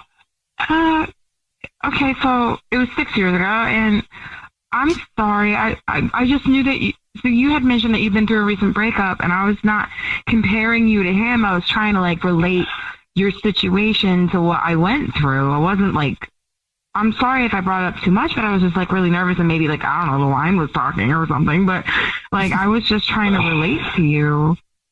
Yeah. So like there was times where, you know, I laughed at something that you said, and you know, you're talking about your dancing, and then all of a sudden you're like, oh my God, Jason laughs that way. And I was like, are you even over him? Like, is that even, like, is this something I need to be concerned about? You know, I try to brush it off every time, you know, at the end of the night, like I really just couldn't get over it. I couldn't shake it. Like it just, like I said, just every single thing you brought up was, oh, Nate or Jason did this, Jason did that. And I'm like, my name's not Jason, you know? Yeah, so first of all, I'm really sorry. Like, I did not mean to do it that much. I think I was just really nervous, and maybe I didn't like know what to say, and maybe I was just, I mean, I was excited, so like maybe that, but I like your laugh, and your laugh is not just like Jason's. I was just like, I think I was just nervous. I didn't mean to do that. I'm really sorry. And like, okay, so like, I was comparing your laugh to his laugh because he had a nice laugh. Like, he was a there's a reason he's my ex, but like, he did have a good laugh. So it was just like, I was nervously complimenting you, I guess. And like, but I love your laugh, and it's your laugh. And I didn't mean to make it seem like I was like wrapped up in the past. I guess it has been a long time since I was so excited, and my brain kind of related it to a past experience. And I'm sorry. No, I mean, there's no need to apologize for it. I mean, sometimes wine does talk in for us, but, you know, honestly, is this something that I'm going to have to be worrying about, you know, day in, day out? Is she, you know, like, are you even over him? Like, you haven't even said anything about that, like whether you are over him or not. And well, I definitely said he was a so yeah, I'm definitely over him. No. Well, no, I mean, like I said, I'm definitely over him. Yeah. Like you said, it was just a major, major red flag, and like, yeah, I don't know where you want to go from here. I'm really, like I said, I'm sorry, and I'm over him, and if you're willing to give me another shot, I promise the word Jason will not come up. Yeah. Not once. I would hope not. But I mean, yeah, I mean, maybe I'll shoot you a text tonight and see what you're doing if you're free, or maybe I don't know. I don't know. So, like I said, Nate, will you go on another date with Haley? We'll pay for it. Yeah, I mean, I'm down, but I just hope that it's a Jason-free night. Like, I'm not trying to remember my name's Nate. Awesome. I'm super excited, and I promise that it'll be a fun time. Thank you so much for giving me another shot. Aww. Congratulations, Haley. Thank you. Yeah, thanks, guys. Jubal's first date follow-up. Drew is on the phone today To Catch a Cheater, and he's been with Grace for 3 years, but now he thinks that something might be going on. Drew, thanks for coming on the show, man. What's up?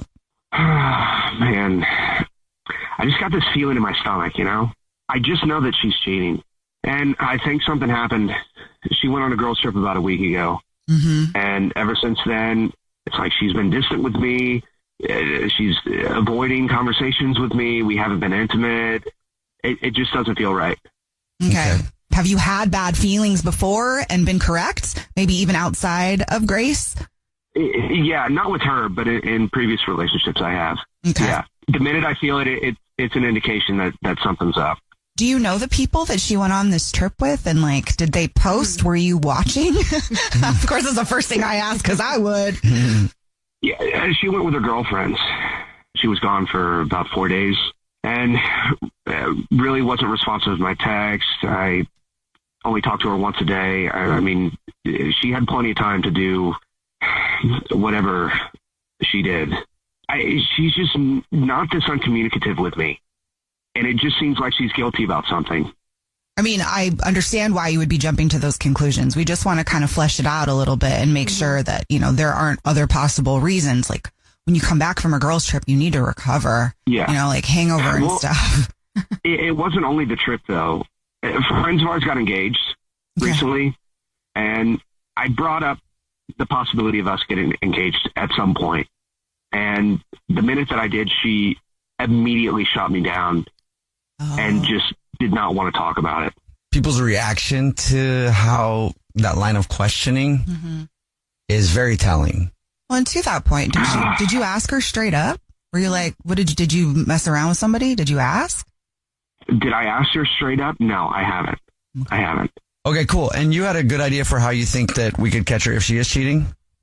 Yeah, there's this grocery store that's handing out free wine tastings, and we both love wine. And I think you should call as you're a person from the grocery store. And there's like a wine event, and you could ask her if she would take me as her +1, something like that. Okay, cool.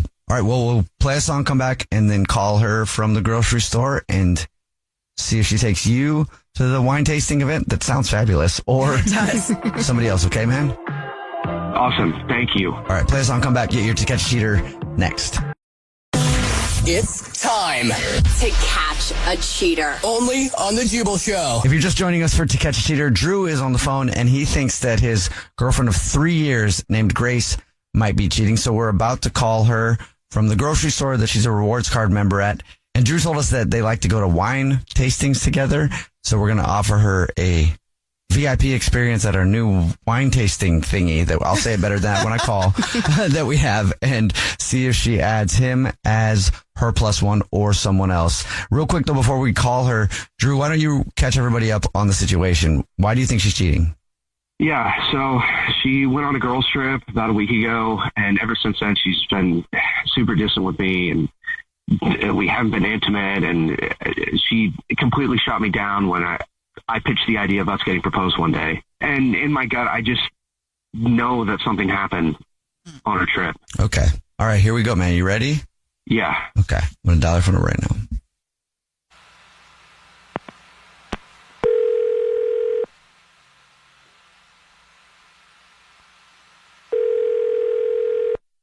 Hello?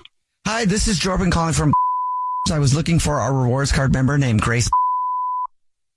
Yeah, this is she.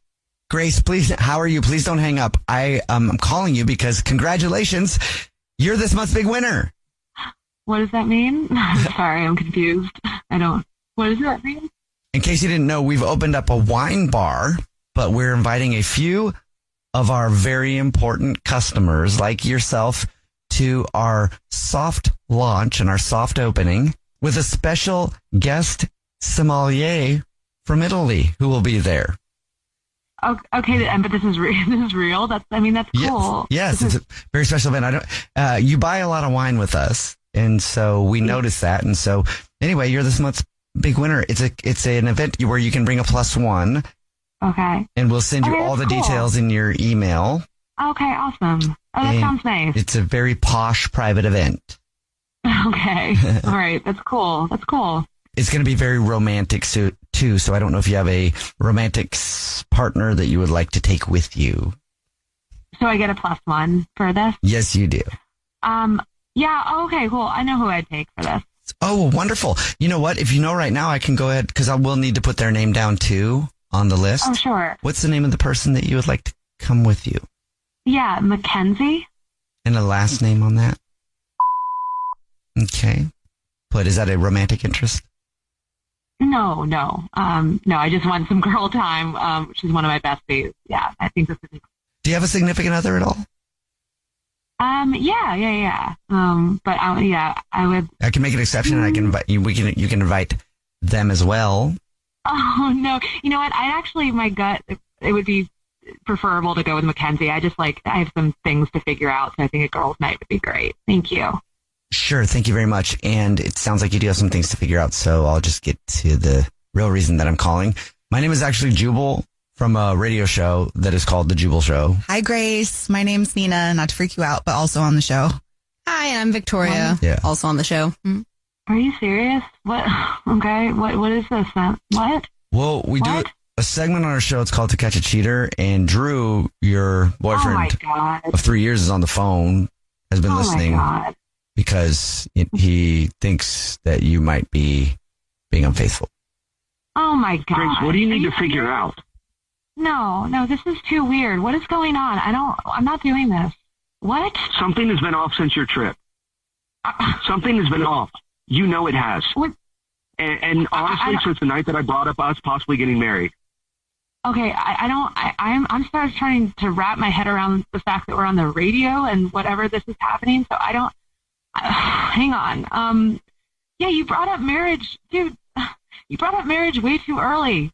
I don't know. Like you brought it up on my friend's wedding day. Like I'm not about that. I was trying to celebrate them. It was a lot. You've been together for 3 years. Yeah. And it's not like I announced it in front of everyone that was there. Grace, if we don't talk about that, what are we doing? We've been together for 3 years. It's only been 3 years. That's like nothing. And you're choosing to get on the radio to talk about this? This is a private conversation, Drew. What are you doing?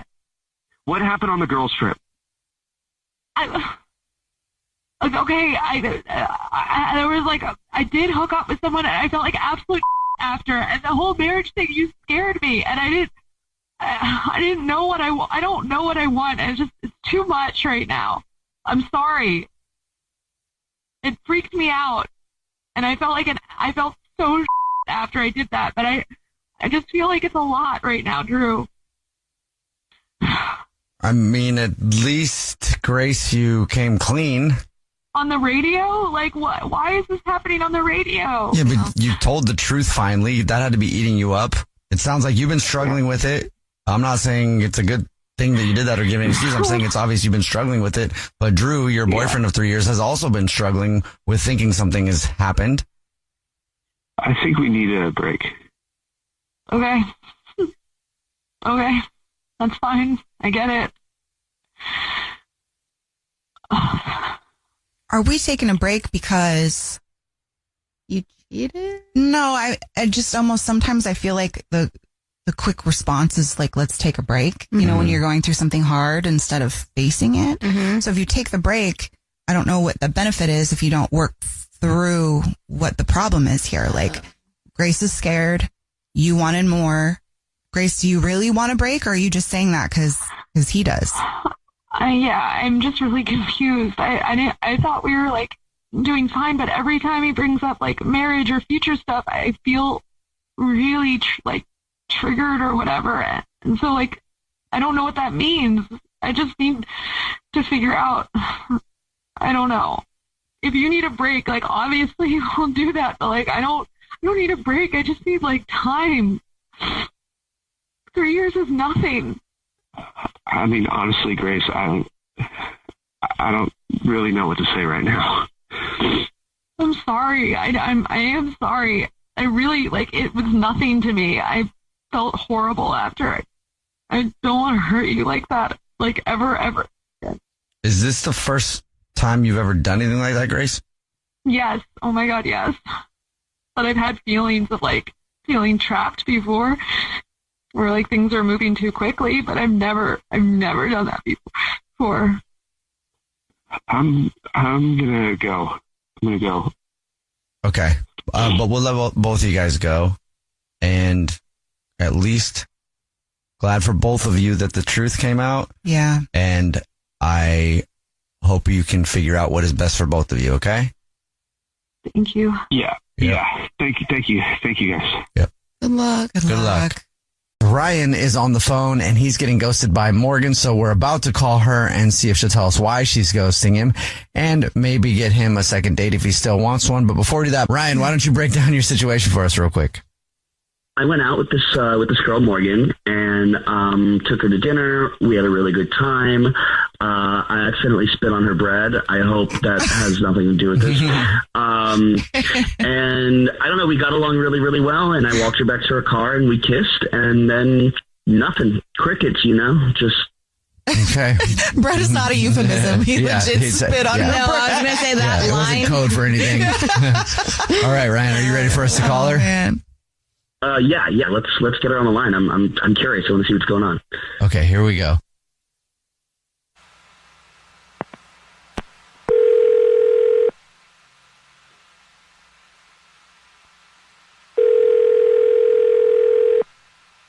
Hello?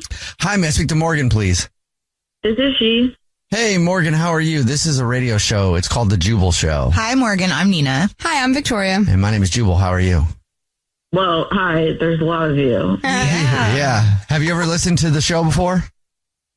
I feel like I shouldn't say no. But I'm not really, sorry. Be honest.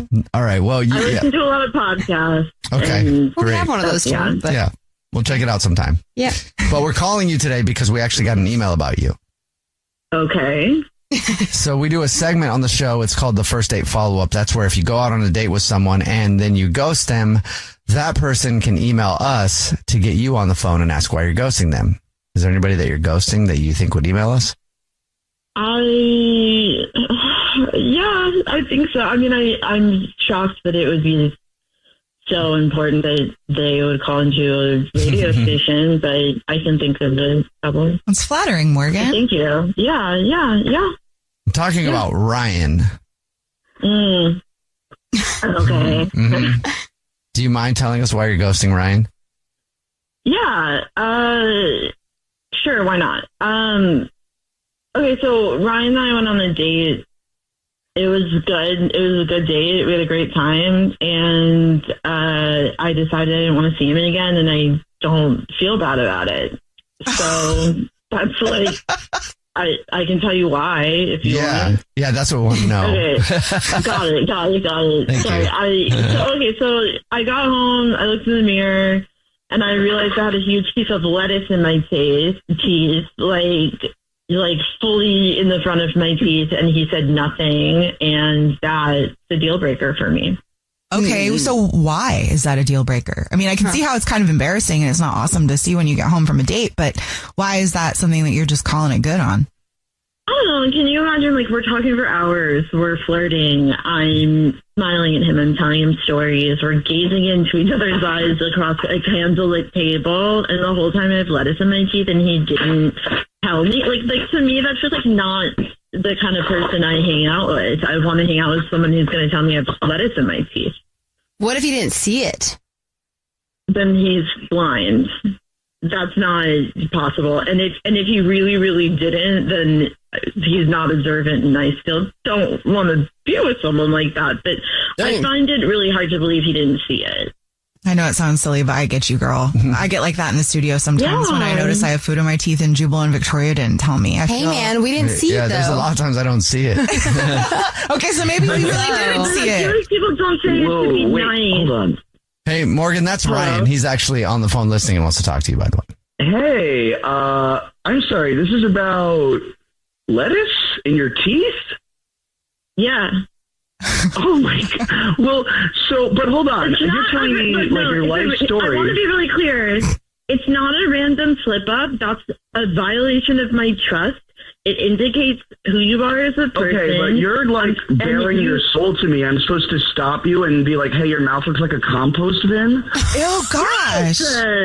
Yes, because one, if you're not grossed out by that problem, and two, yes, you're supposed to have someone's back so they don't make a fool of themselves.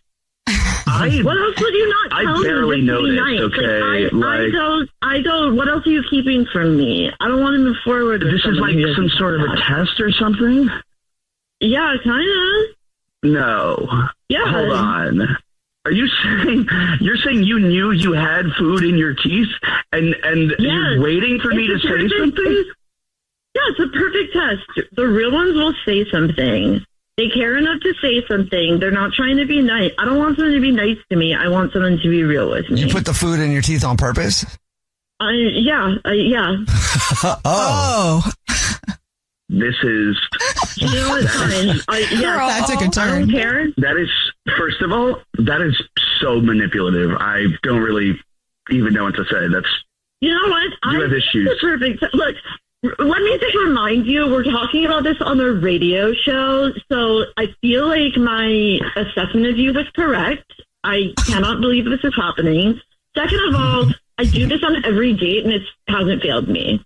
You know what? I put a little bit of, like a little bit of something, deliberately leave it there. If they call it out, they pass. And if you let me walk around looking like I have a hey, salad, Morgan, your teeth look like a salad bar, we'd be going out?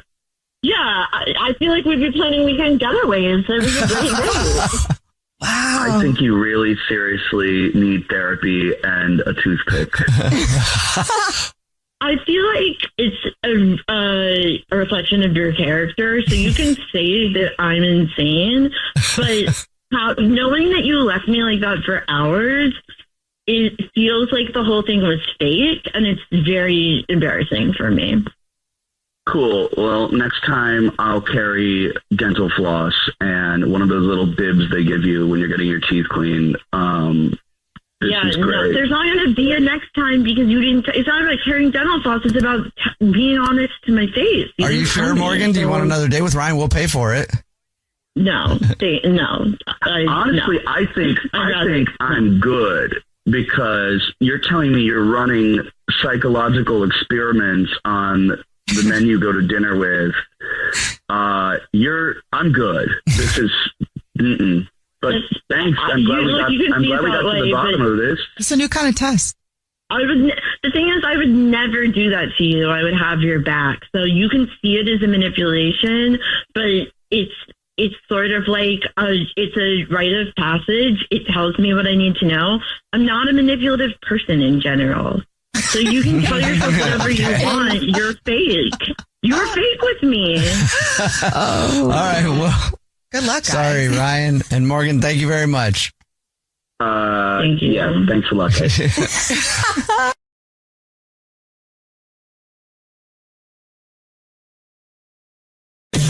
It's time to catch a cheater. Only on the Jubal Show. Spencer is on the phone today for To Catch a Cheater. He's been married to his wife, Lauren, for 3 years, but now he thinks something might be going on. So we'll see if we can help him out. Spencer, sorry you have to come on the show this way, but what's going on, man? Yeah, me too, because I'm a really big fan. I listen to your show all the time, man. The problem I'm having right now, I kind of recognize from listening to your show so often, the red flags and such. So I've noticed a few of those recently, and it's really thrown me for a loop, and I'm hoping maybe you guys can help me figure this out. We've always been really close, my wife and I. Like you said, we've been together for 3 years. Red flag number one, I guess, wasn't really a red flag until the second one came, and that is that our intimacy has really just kind of fallen off. We've always had a really healthy physical relationship, but lately it's just kind of been non-existent. And I know sometimes people go through phases, and that's what I thought it was. Yeah. Until red flag number two. She has been staying up, like, texting at night on her phone with someone who she says is her friend, which, might be the case. But it's weird because, like, when she gets a text message, she responds with 1 or 2 words, puts the phone down. She doesn't like to text. Okay. But now she's, like, on the couch at night, sitting next to me, not paying attention to anything happening in the room, looking at her phone, texting long conversations and smiling about it. It feels weird. Yeah. It's making me a little crazy, I gotta be honest. But she says that she's talking to her friend, Caitlin. Okay, so that was red flag number 2. There are 2 more. Okay. Number 3, my wife doesn't really like to go out very often. She's not into, like, the clubs and that scene. But last week, she went out with the girlfriends, she says, which, I wouldn't have any problem with if she wanted to do. It's just really strange because she doesn't do that sort of thing. She went out all night and, like, went drinking and stuff, which is great. But when I asked her what she did or where she was going, it was just going out. We went out. And that was, like, the end of it. All right. Which is super weird. And then red light flag number 4 is what made me have to call you guys. When she came home from that night out, she smelled like a man's cologne. It wasn't mine.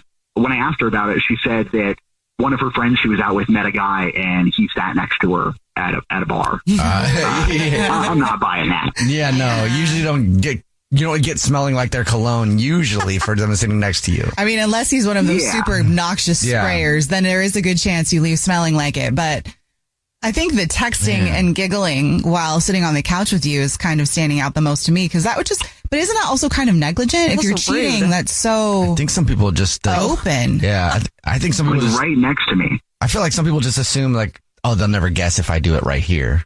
Get caught in plain sight sort of thing. Yeah, that makes maybe. Sense. Yeah. Did you happen to ask her what was going on with her friend Caitlin? Like, is she in some type of situation, a breakup, drama? Actually, yeah, I did. She said that she needed moral support, which I didn't get any more information than that. She didn't seem very forthcoming. And, maybe that's the case. I guess that's why I'm calling you guys, because I want to believe my wife. But I've got this feeling in the pit of my stomach, and I don't know what to do about it. Well, you said that you have a different way to try to catch her than the flower thing that we do normally, right? Yeah.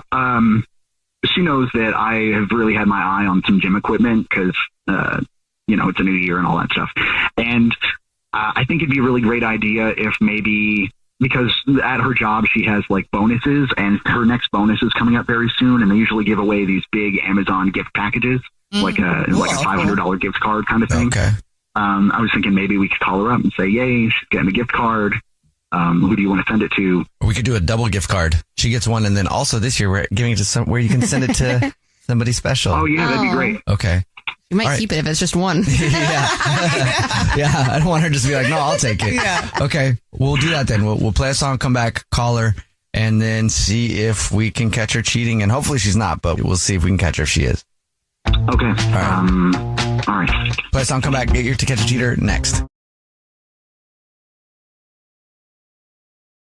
If you're just joining us for today's To Catch a Cheater, Spencer is on the phone, and Spencer thinks that his wife, Lauren, of 3 years, might be cheating on him. So we're about to call her and see if we can catch her. But before we do that, Spencer, why don't you catch everybody up on your situation? Yeah, I guess real short. I've noticed some really weird behavior lately. She's like texting and doing like weird giggles and stuff while she's texting, but she's not a texter. So that's strange. She's going out on like girls' nights and drinking and stuff, and that's really outside of her character. And then one night she came home smelling like some other guy's cologne, which kind of like it made me lose it a little bit, and I had to call you guys. Understandably. Help me get to the bottom. Definitely. So, I thought it might be a good idea if you guys called her and maybe said that you were her job, giving her bonus, and this year it's 2 $500 Amazon gift cards kind of thing. So who should give them to? Yeah, we'll see if she sends one to you or to somebody else, okay? Okay. All right. Thanks. Here we go, man.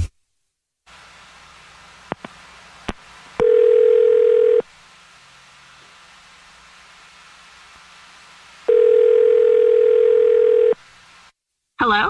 Hey, is this Lauren? Yeah, it is. Hey, Lauren, this is Pete up here in HR. How you doing? Oh, good. I'm good. How are you? Great. Really good day to be in HR because all I'm doing is calling up people and saying, we got the yearly Amazon gift card bonuses in and they're $500 this year. Woo! Congrats. Yeah. It's a nice day for an HR person when you don't have to call people and be like, hey, you're fired. That kind of stuff. Exactly. Nice. Sweet. That's awesome. I'm excited. Yeah. And this year it's actually cool because what they've done is we're doing $500 Amazon gift card for you, and then also another $500 gift card from Amazon that you can send to somebody special to you. That's awesome. That's so nice of you guys. We will obviously get you yours, and then do you want to send your other gift card to somebody? Yeah. Great. Yeah, sure. Okay. Do you know who, or do you want me to, you want to send me an email or I call you back or something? No, I can, you just type it in now, like if you have it up? Yeah, I can just take down the info now, and I'll send you all the stuff to let you know you send it out. It will be still like a week or so. Okay, cool. Well, then who would you like to send it to? I'm going to send it to Gavin. All right. And last name on that, Gavin? Gotcha. I can't stay quiet. Who the is Gavin? Yeah. Who is Gavin? Lauren, this is actually the Jubal Show. That's your husband Spencer on the phone. What is happening? And we do this segment. I know. This isn't funny. You know? I know. Wait, no, what? I absolutely know. I planned this, whether you guys know it or not. I set this whole thing up, and this panned out. What are you talking about? Who is Gavin? I'm not going to tell you who Gavin is. What? Are you serious? Yeah. Who are you? What is this? I don't get it. I don't get it either. Is this funny to you? You're my wife. I don't understand what is happening. Why do you think this is funny? You're around with some guy named Gavin and you're laughing in my face about it. No, I'm not around with any guy. Except for you. In this moment. Well, who is Gavin? Did you have some cocktails this morning? Yeah. What is going on? Gavin is the name of your child, your soon-to-be-born child. What? Yep. Whoa. That's right. What? That's right. Uh-huh. We both listen to the show. I know that Spencer loves it. He also loves this specific segment. He talks about it all the time. So I kind of set this up, and and planned it so that he would think I was cheating. I put all the pieces in a play, and it literally fell exactly like I wanted it to. I mean, oh my God. Freaking out. Some guy bought cheap gas station cologne. He fell for it. What? 100% fell for it. Yep. Are you kidding? What an evil genius. For real. I wanted to prank you. I my wanted to God. tell you right away. But yes, I'm pregnant, and this is what I wanted to tell you. What? Congrats. There is a... This is amazing. Oh my, you see what, right? She's an evil super genius. No, I mean, congratulations. That's amazing. So did you really name the baby Gavin without talking to him? No. It was something we talked about before. Okay. You knew exactly what I was talking about when I said Gavin. Well, when he got it in context. My head was so clouded, I didn't even think about that. Oh my God. This has made my day. I cannot wait to see you. I love you so much, baby. I love you too. Congratulations. Thank you. Thank you. Yeah, you did lie to us, but I'm not that mad about it. I feel pranked. Yeah. I mean, he didn't know. I think payback's fair too, but that's cool. Congrats. Thank you. Thank you so much, guys. The Jubal Show's To Catch a Cheater. If you're just joining us for today's To Catch a Cheater, it's a big one. Bethany is on the phone, and she thinks that her boyfriend of 2 years named Dustin might be cheating. So we're about to call him and pretend to be from the grocery store that he's a rewards member at, and say that every single month we choose one lucky rewards member who gets a free gift from our store just for being a loyal customer. And it's flowers delivered from our floral department to anybody that they want. And we'll see if he sends those to his girlfriend, Bethany, or to somebody else. But before we do that, Bethany, why don't you run down your situation for us again real quick? My boyfriend and I have been together for 2 years. A year ago, he did cheat on me. We were very responsible about, how we handled it. We went to therapy, and we've been great. But 2 days ago, I was going through our mail, and I see a court-ordered paternity test, and I'm freaking out. It was addressed to him, and I just want to know. Yeah. I just want to know what the truth is. Yeah. Well, are you ready for us to call him? Yeah, I think I'm ready. Okay, here we go.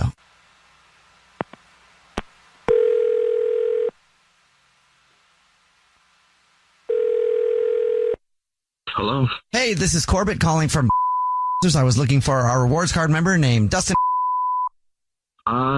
Yes, that's me. Hi, Dustin, please don't hang up. This is not a marketing phone call. I'm actually calling with a big congratulations and thank you for shopping with us. You're this month's winner. Okay, I won something? Yeah, the flowers. Yeah, okay. Flowers. That's pretty cool. Yeah, I guess. Yeah, thank you, I guess. Not sure if you know this or not, but every single month we choose one rewards card member who gets a free gift from us just for being such a valued and loyal customer. It's our way of saying thank you for shopping. You've won 36 long stem red roses, a box of candy or chocolate, and a card to be delivered to anybody that you want within the 50 United States, absolutely free. It's actually a $316 value. Wow. I won that. Yeah, congratulations. And again, thank you for shopping with us. And it is all free. And the first thing I would need will be the name of the person. And then if you want to put anything on a card, and then we'll get the address and you'll be off the phone and they'll be getting flowers. Okay. So, the person that's receiving the roses, her name is Bethany. And a last name on that? Got you. Okay. And would you like a card included with that? Yes. Okay. No matter what, it's always you and me. Always. Great. Got that down. And at this point, I'll let you know it's not a grocery store at all on the phone. Wait, what? Yeah, this is actually a radio show. It's called The Jubal Show. Hi. I'm Nina. Hi, I'm Victoria. And my name is Jubal. I'm on the radio right now? Yes. We do a segment on our show that's called To Catch a Cheater, where if you think your significant other might be messing around, you see who they send flowers to. And your girlfriend, Bethany, is actually on the phone and I think still has some questions. Oh, okay. Hi. Wow. So, okay. You saw the paternity order, didn't you? Oh, so you know. Yeah, buddy, I did. And, okay, so you knew about it already? Because I haven't even shown you the mail. but I've known about it for about a month. It's from that same girl that we talked about before. It might actually be true. It might. Her name's Alicia. I'm sorry. I'm sorry for. I'm so embarrassed right now. Okay. I'm so confused because you told me this was one time. I mean, it's so. First of all, there's that in the back of my head. Okay, that's pretty rare for that to happen. Like, it's like, what, did she know she was ovulating? Like, this is crazy. Even worse than that, it's like, you shouldn't have kept this from me. You know? I know, and I'm so sorry about this. I didn't mean to keep it from you or anything like that. I was just trying to ignore it because it just seemed like I feel so just I don't know what to say. It just guilty. Yes. You don't know what to say? Guilty. Like, I don't know what to say. So wait, so did you cheat? It was a year ago, and we talked about it. It was one time, and it was we've been through it and everything like that, but it just keeps coming back now with this paternity test. And here's the thing, Bethany. I don't think it's mine. I really don't think it's mine because I've seen pictures of the kid. It just don't believe that it's mine at all. First of all, I don't know why you're calling it an it. It's a child. Very likely to be yours. And, like, how is our life going to change if you're, like, a dad? Like, what am I supposed to be involved in this kid's life? Like, this is crazy. I don't know. I f***ed up, and I'm so sorry about this. I don't want this to mess us up. I don't want this to ruin us. I know I have to take that paternity test because she's definitely starting to come after me for money too. And she wants that paternity test because she's going to want some child support. I just don't know. Like, of course she would. Like, if she has a child from you, I would also want child support. Like this is your responsibility. Don't put it on her. Bethany, do you think you could stay if it is his? Would you be willing to raise somebody else's kid with him? I don't even know. Like, my head is spinning. Yeah. Bethany, I promise you that it was the one time, and we talked about it. We went to therapy together about it, and I know that I up, and I did not want to go down that road again, and I didn't go down that road again. I've been spending this whole time making up for that one mistake, and now, because of that one mistake, I'm probably going to lose you anyway, and I don't want that. I don't want to lose you, okay? Please just believe me on that, and please just hear me out and just work with me with this. Please, I'm begging you. You can even come with me to take the test. We can find out at the same time together. I'm not trying to hide this from you. I don't know why I didn't tell you about it before, but I don't want to hide it from you. Obviously, you guys have a lot to talk about. Yeah. Yeah. I guess first things first, right? Just find out what's going on with the paternity, and then you guys can take it from there. Yeah, I have a lot of thinking to do. It doesn't sound like he has cheated since the time that you knew about, but obviously there's a lot. So yeah. Give us an update and let us know how you guys are doing. We will. Thank you so much, you guys. Good luck.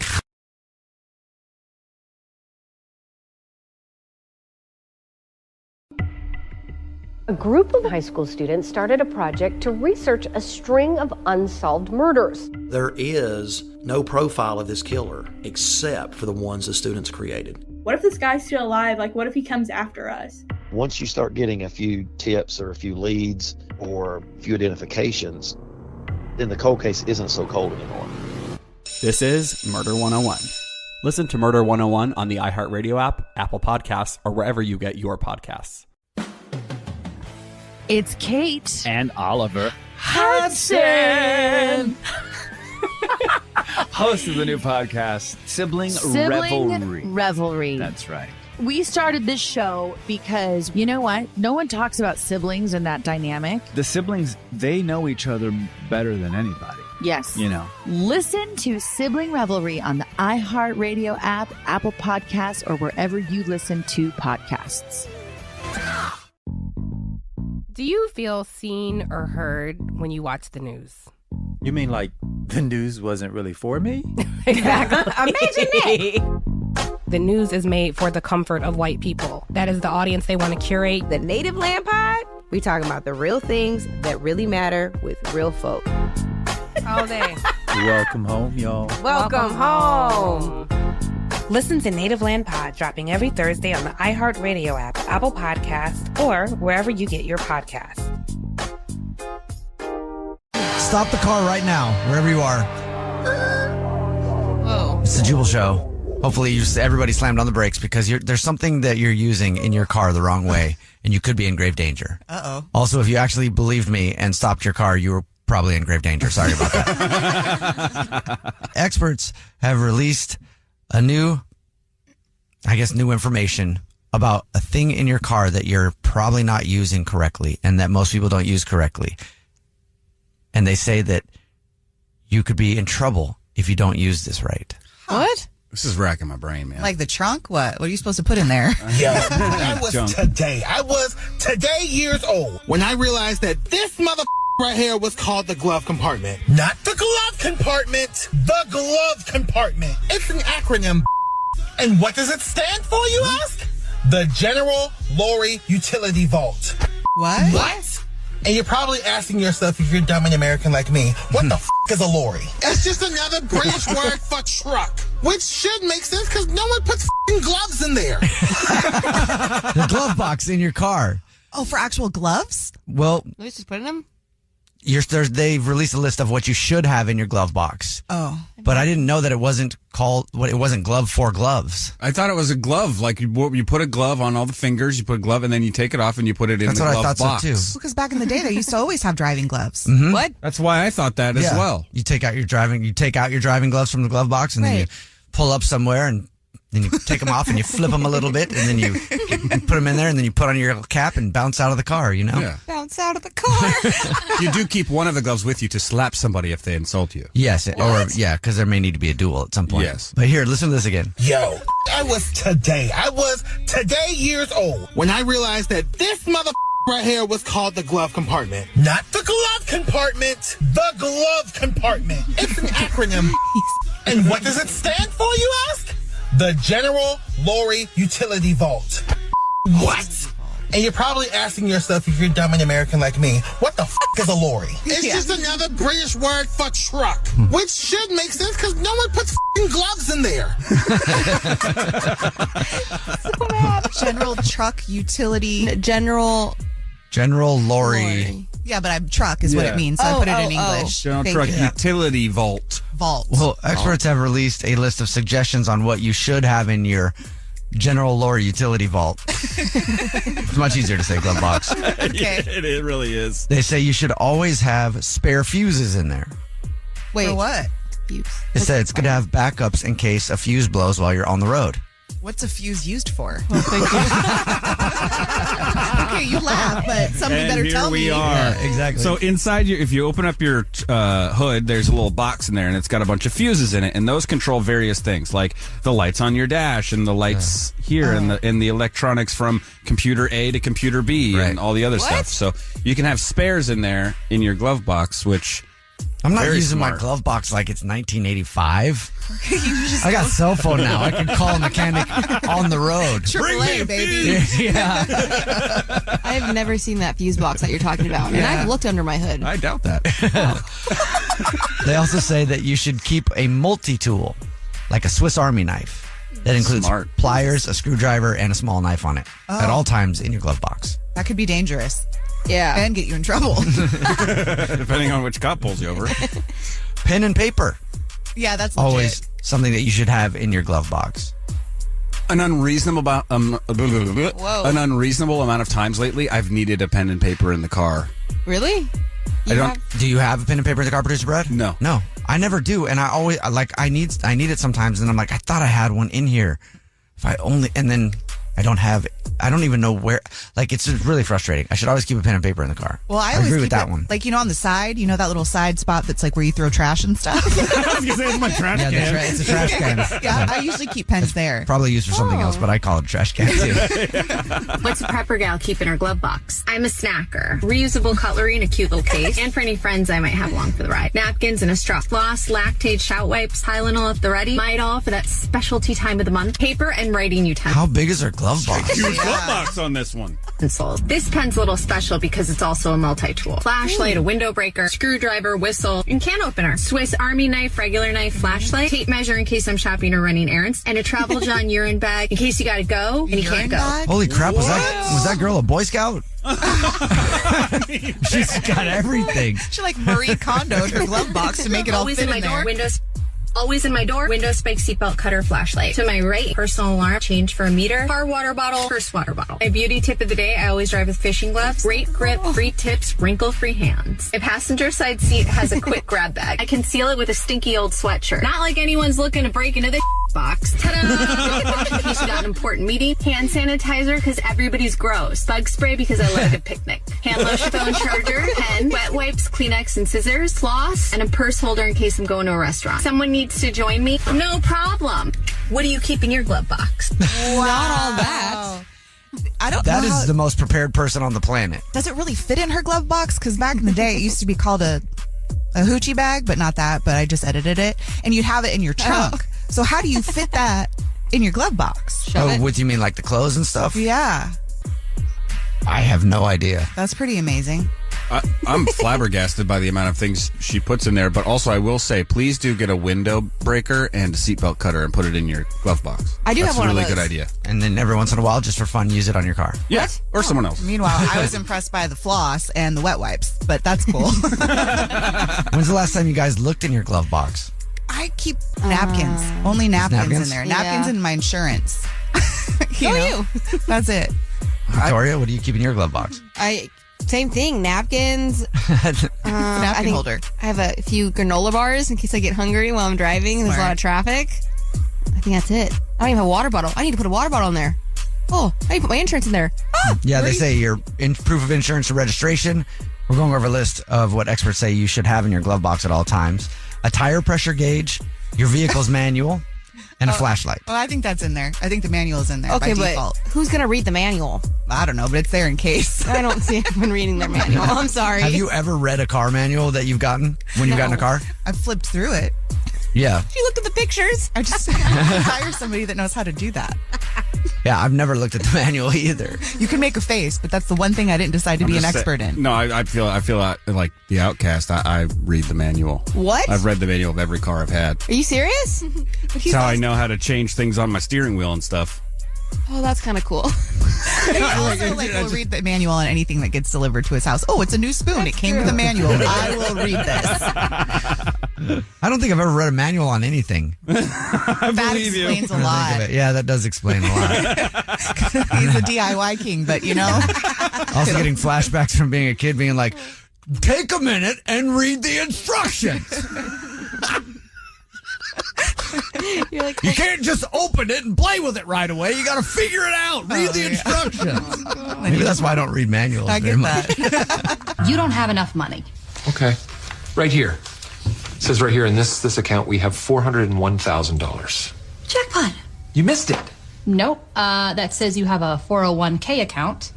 It's time for America's favorite trivia game, You versus Victoria.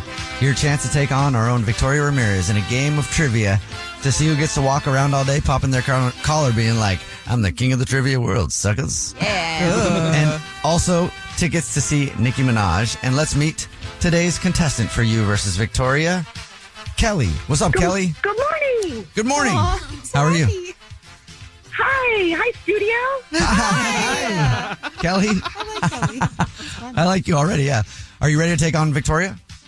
I am ready. Let's rumble. Okay, put you in my pocket. I'm going to send Victoria. Yeah, I know.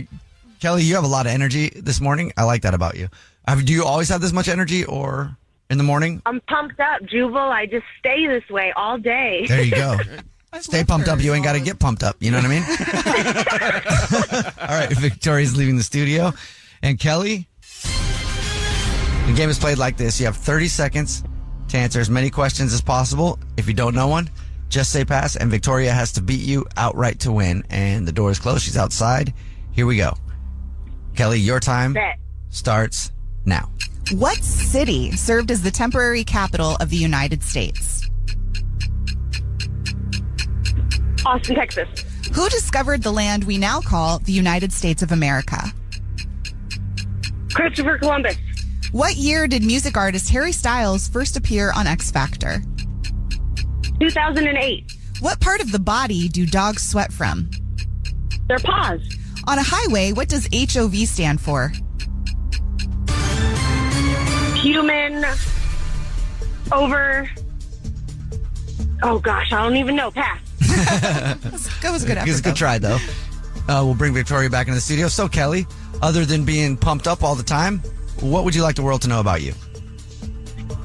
I want world peace. I want kids to have food, and I think we should just be kind to each other. Yeah. I would agree with you 100%. You know what's weird, Kelly? Is there are literally people out there when you said that like, nope.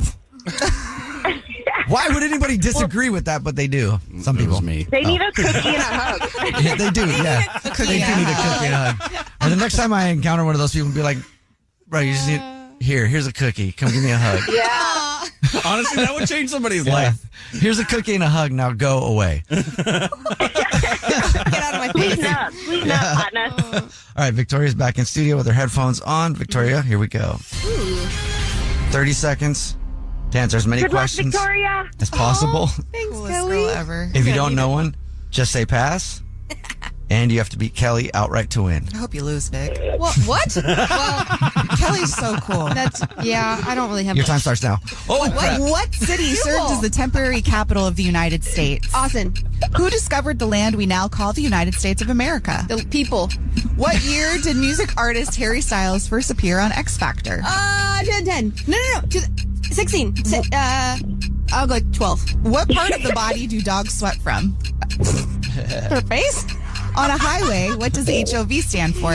Humbling on vehicles.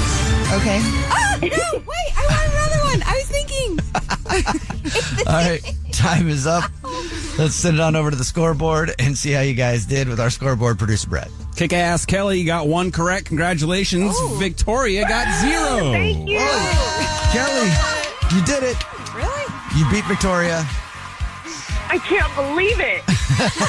We can. You got the Nicki Minaj tickets, and feel free to walk around today and tell everybody you're the king or queen. I'm sorry, you're the queen of the trivia world, sucker. Make sure to add the I'm sucker popping part. my collar, Jubal. There you go. There it is. She's ready. All right, let's go over the Thank answers. you. I love you guys. Love you too. Thank you. So glad she won. Philadelphia served as the temporary capital of the United States. That's close. I don't know how to say this name. Amerigo Vespucci. Vespucci. Americo Vespucci. That's why Christopher Columbus can suck it. Honestly, I've gone on rants about Columbus too much, and we don't have the time now. Right. But what a hack, man! And they don't really teach you that he's not the guy. Americo Vespucci found America. Are you related Columbus to Amerigo Vespucci? landed on an island and was like, I did it. No, and also that Amerigo dude did it before you, Columbus. At least we did call it America after him. That's true. Except nobody knows. I feel so bad for that dude. I didn't know that. Yeah, I feel so bad for Americo Vespucci. We never met, but like I feel bad for him. Is that why this is America? Seriously? Yeah. Why didn't anybody teach you that? Because for some reason they want to teach you that Columbus discovered it all. Why? When the dude didn't even land where he wanted to. Well, everybody needs to know. What a chump. I did this on purpose, by the way. Did you really? Okay, well, I'll divert it. You want to talk about Harry Styles? Harry Styles first appeared on X Factor in 2010. No! Dogs actually sweat from their paws, and HOV stands for High Occupancy Vehicle. I was close. Totally. Kelly, thank you for playing. Yeah. Appreciate you. My pleasure. I appreciate you. Absolutely. Thank you, everybody. This is such Have an a great day today. educational show. Have a great day. really yeah, is. have a great day. Well, it makes me feel like I'm not educated. Well, same. Well, it's not your fault you're not educated. They, for some reason, they do it on purpose. You were taught what you were taught, but you were just taught by, for some reason, the people in this country who teach you that the guy who didn't discover it discovered it. What is that? I don't get it. I really don't. It's like showing up to the wrong address and being like, yeah, I found your house. Now it's mine. No, you didn't. You're like really heated about this. I am. I get so angry about it because I'm like, why does nobody really know this? It's because they don't teach it. Yeah, man. Preach. You So do, weird. Jubal. Thank you. Yeah. It's just a dude. Like, He's about to be like a guest lecturer. A TED Talk. Yeah. let me take credit for that one guy who found it before me's work because I didn't know what I was doing and I hit the wrong spot. And then also I was very mean to people when I got there. You should just change Christopher Columbus's Wikipedia page. Like you can edit those and just put whatever you want. Christopher Columbus was a hack who stole people's discoveries. Hey, we play You versus Victoria this same time every single weekday morning. And also, remember, at this same time every single weekday morning, your chance to win a trip to the Caribbean. Wow. The Jubal Show wants to send you to the Caribbean for a, hold on, let me get my paper here. For a 4-day, 3-night vacation for 2 to any Sandals resort with locations in Curacao, Jamaica, and the Bahamas, including round-trip airfare. Enter the keyword beach, BEACH, at thejubalshow.com/sandals. thejubalshow.com/sandals. And you could be going to the Caribbean. Pretty much where Christopher Columbus went and went, I found America, everybody. All right, I might get yelled at for this one, but I feel like the entitlement of wedding culture is just completely out of control. Like, we want to be grown adults choosing to have these elaborate, expensive ceremonies where the cost gets put onto your guests and your wedding party, and yet also keep traditions from when weddings were between two teenagers in their hometown. Like, the whole concept of a registry was created for two people moving from their parents' home to the first home they ever shared, where they, didn't even have plates. And now wedding registries are for two 30-year-olds choosing to have a 5-star resort wedding in Mexico to be able to add to their Le Creuset collection. I'm sorry, if people are spending hundreds or even thousands of dollars and precious vacation days to attend your wedding, that's the gift. People have budgets and other weddings to attend and maybe eventually their own to throw. And if you're putting yourself in a position financially where you need to recoup the money from your guests that you chose to invest in your own wedding, that's a you problem. And even for bridal parties, if you're going to make your friend buy a $200 dress she's never going to wear again, you better not also expect a present. I just think we've created a culture where people feel totally entitled to making their special day a financial burden for everyone who cares about them. And I think it's worth questioning.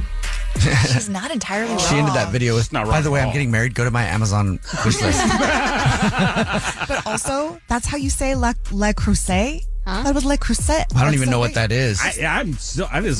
Feels very foreign to me. Those are those Dutch ovens I was talking about. Anyway. Oh, that's what you do when you put the covers over the head. Yeah, It's exactly. I'm giving you a Le Creuset. Anyways. It's the Jubal Show, and it's true. Weddings are ridiculously expensive, and one couple is making international headlines because of what they did to save money on their wedding. It went viral, and now people are saying it's either a great idea or just a great way to get arrested. Okay. So a coffee shop in Indianapolis called Mansion Society is in the news after a couple held a pop-up wedding there, but they didn't ask permission. Guys, have you seen all the drama that's kicked off in this coffee shop in America? It's absolutely insane. This little coffee shop in Indiana in America, or just really cute. They posted on New Year's Eve that they had an eventful day that they needed to share. Soon enough, there was a full bridal and groomsmen party, a wedding officiant, wedding photographers and patrons leaving personal items including wedding gifts, coats, purses, all over the coffee shop. Just walked in and completely took it over, just out of the blue. A bride walked in and proceeded to have a wedding ceremony.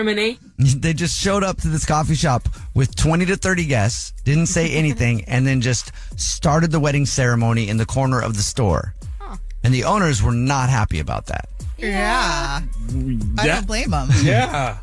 Could you imagine? That's like somebody walking into your home. Say, hey, we're having a wedding here. But what do? Do you kick them out? There's the public's like watching. I would. You go even more viral. I mean, the thing that sucks about this so much, though, it's like a look at me moment. Like, it doesn't feel like you're attending my wedding. You're attending me creating a scene inside of a coffee shop. Not my love. You're watching me make a scene. And now everybody is debating on whether they're jerks or this is a great way to save money on a wedding. I see, when I first saw the story, I was like, oh, that's genius. Just show up and do a wedding wherever. That way you don't get price gouged for the event. This coffee shop where this happened, where they had the pop-up wedding, I guess they charge $500 for private events, which is not a lot if it's a wedding. But if you told them it was a wedding, that $500 would be $5,000. Right. You know? Just say it's a private event. Yeah. Well, the thing there is, though, so this coffee shop does private events, so you literally just stole from them. But if the coffee shop didn't do private events, it's just a corner coffee shop, and there's just people that sipping coffee, and there's no private event thing, right? Then I kind of don't mind this. It sounds kind of fun, especially if you include everybody around, and maybe you pay for everybody's coffee in the coffee shop or something like that. That would be a great way to do it. But if they actually provide this as a service, then that's theft. But I read somewhere that the couple, once they found out like how viral this is going, they emailed the coffee shop and was like, hey, we'll give a donation of $200.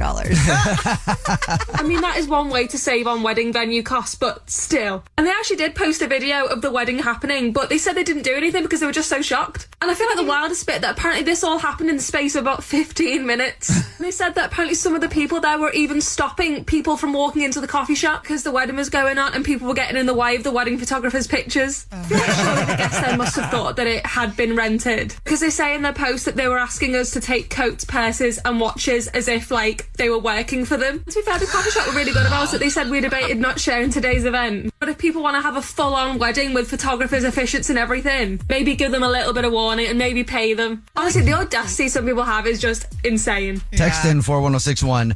Do you think what this couple did is okay, or do you think that it's criminal? Because basically they're stealing money, showing up at a venue and having a pop-up wedding. The owners of the coffee shop say that they didn't stop it because if footage of them interrupting the wedding went viral, the internet might cancel the coffee shop. Aww. That sucks that they had to think about that. It is. Because that's their property. Right. They should have the right to go, no.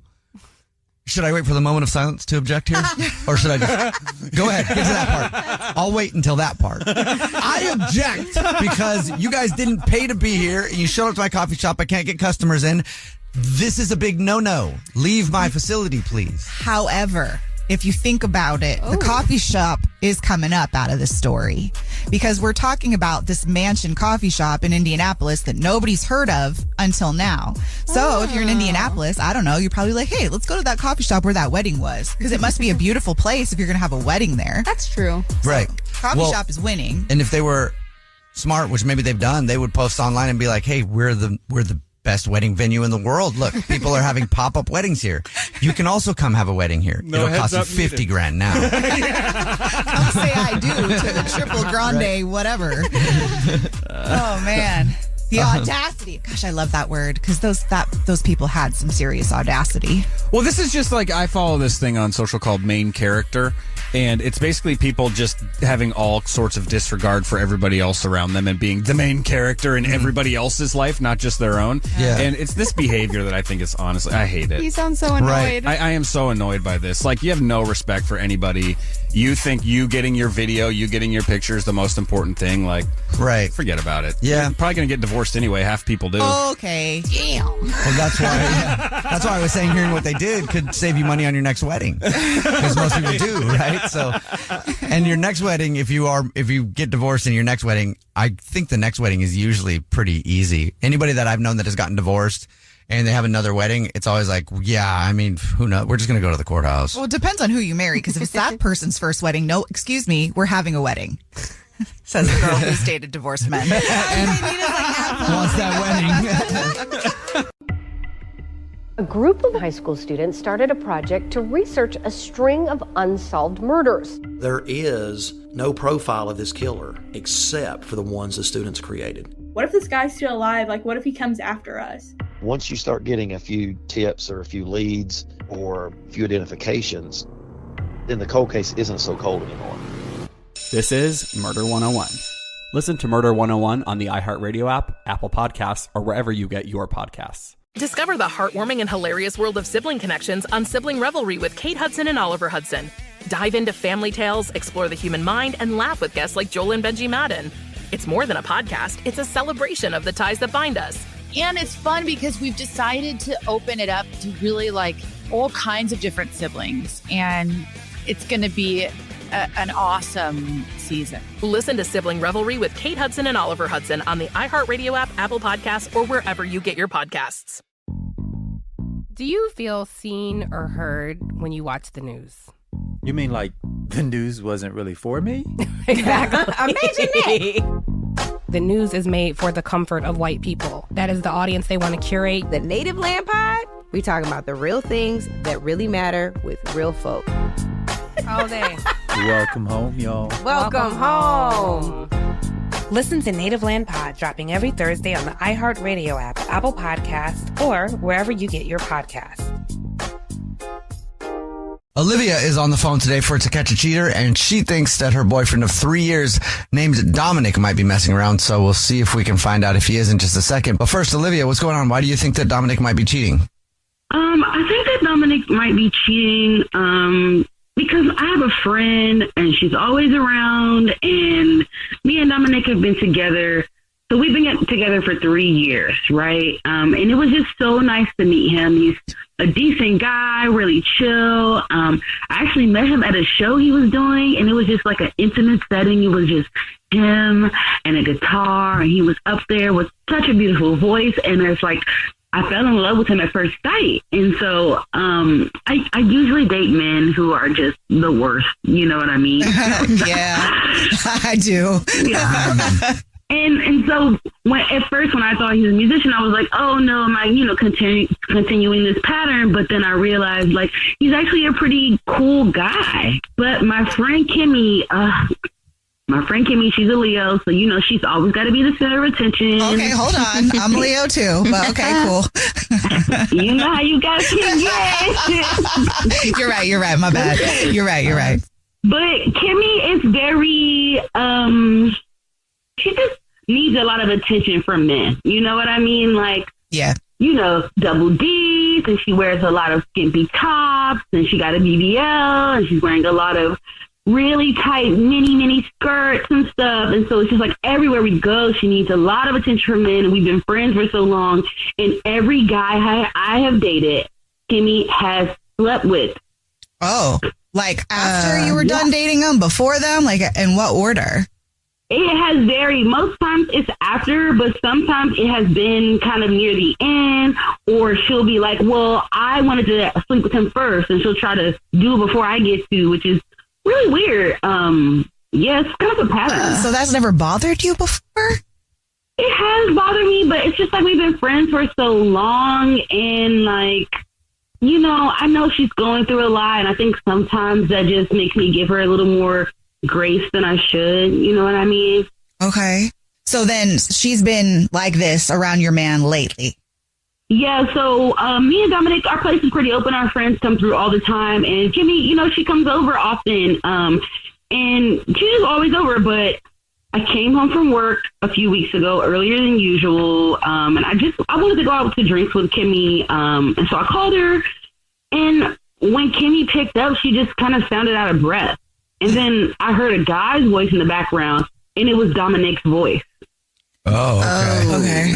And then Kimmy just kind of like tried to play it off. And she was just saying like, oh, she was just helping Dominic with something at the place.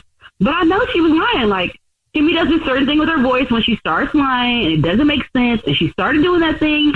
And when I came home, I talked to Dominic about it, and he was like, no, Kimmy was just helping me put the holiday decorations back in the storage or whatever. And it was just like weird. And it sounded like a lie. Yeah, it sounded like she was full of crap, both of them. I just feel like with her history, that's probably going to be under your skin no matter what and be the first thing that you think of. So if they are you going to be surprised? Are you going to be mad? Or is it just going to be another one of those Kimmy's just being Kimmy? This time I feel kind of like she's just gone too far. Like, my other guys I've slept with or dated, we haven't really lived together. This is my first time kind of living with a partner. Okay. And so it's just like, when is it going to end? You know what I mean? And Dominic, he just seemed like a really good guy. He's been sweet the whole time. So I'm just kind of like scared, you know? Okay, well, we'll see what that's about. We'll try to figure it out for you. You already told us what grocery store he's a rewards card member at. So we'll play a song, come back, and then call him and pretend to be from the grocery store and say that he's this month's lucky winner of free flowers delivered from our floral department. And we'll see if he sends those to you or to somebody else, okay? Yes, okay. Okay, we'll play a song, come back, and get your To Catch a Cheater next. We're in the middle of To Catch a Cheater, and if you're just joining us, Olivia is on the phone, and Olivia thinks that her boyfriend of 3 years named Dominic might be messing around, so we're about to call him and pretend to be from the grocery store that he's a rewards member at, and say that every single month we choose one rewards member who gets free flowers delivered from our floral department, and we'll see if he sends those to his girlfriend Olivia or somebody else. But before we make that phone call, Olivia, why don't you break down your situation for us one more time? Me and Dominic, we live together. We've been dating for 3 years. He's a really great guy. He's a musician. He's different from everyone I've dated before. But my best friend, Kimmy, she loves male attention. And I think they might have slept together. Oof. Okay. Yeah. All right. Well, are you ready for us to call him and see? I guess. Okay. Here we go.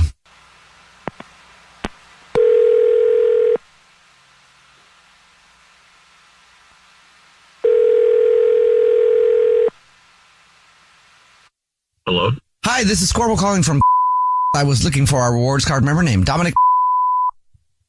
Hey, this is him. Dominic, hi, please don't hang up. This is not a marketing phone call. I'm actually calling with a big congratulations. You're this month's winner.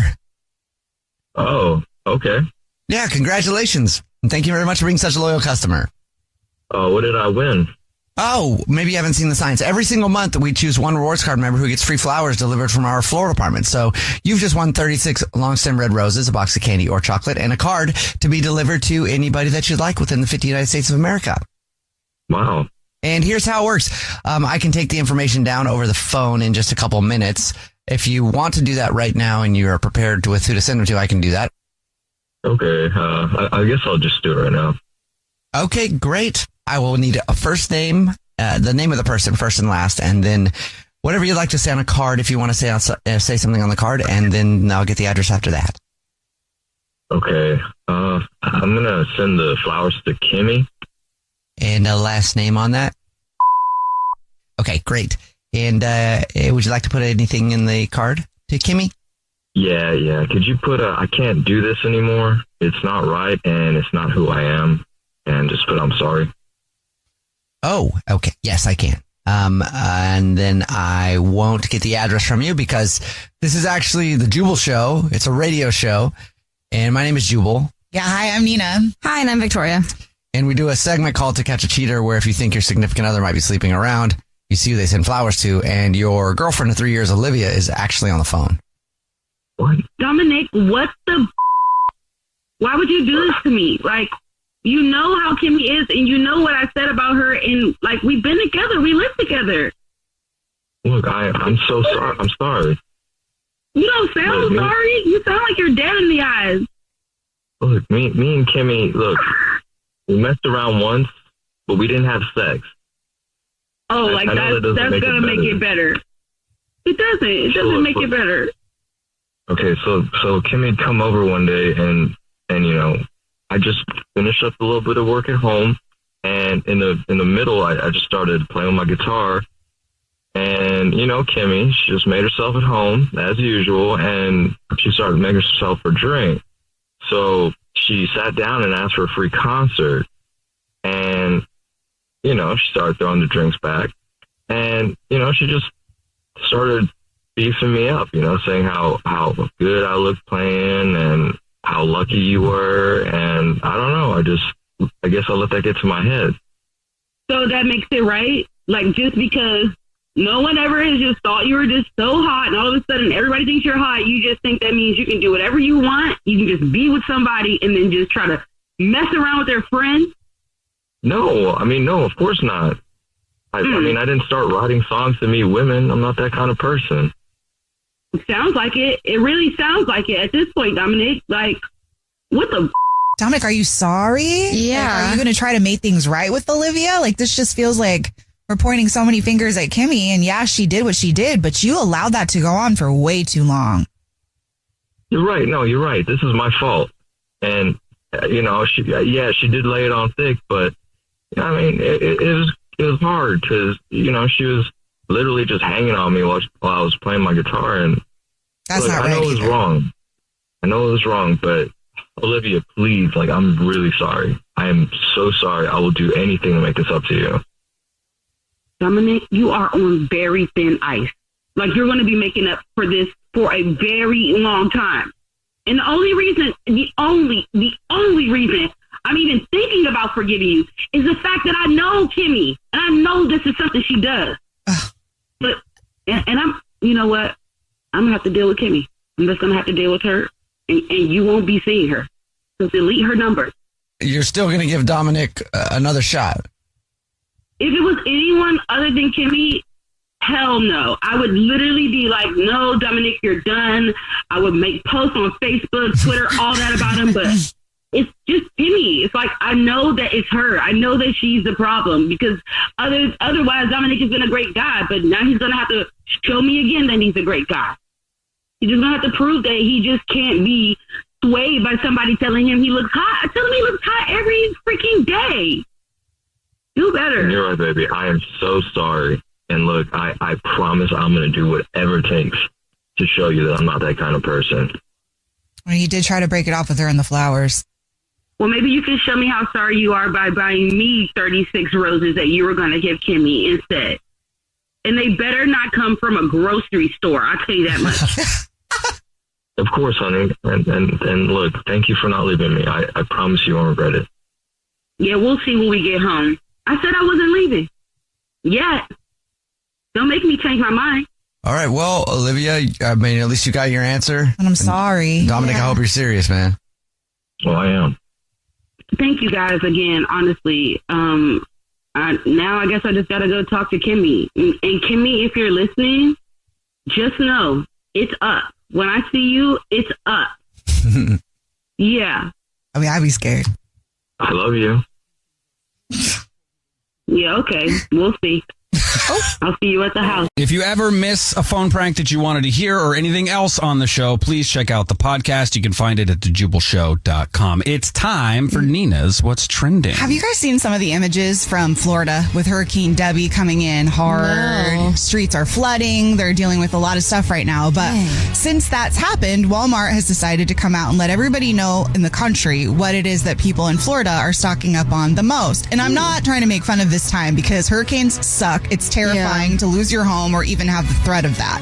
But whatever it is about Pop-Tarts, it's making people feel better. And this is the one go-to item more so than bread and eggs and milk, which always is pre-storm stock up. That actually kind of makes sense to me, to be honest with you. They never, they last forever. Yeah. They're secure. You know it's going to be good. They got their own little individual pouch. You can hand them out pretty well. I was thinking about that too, because it's like you don't have to do anything. You can just take it out of the container and then eat it, and it's still like yummy, and it's comfort food. Like if you're in the middle of a hurricane, like, can I please have something nice?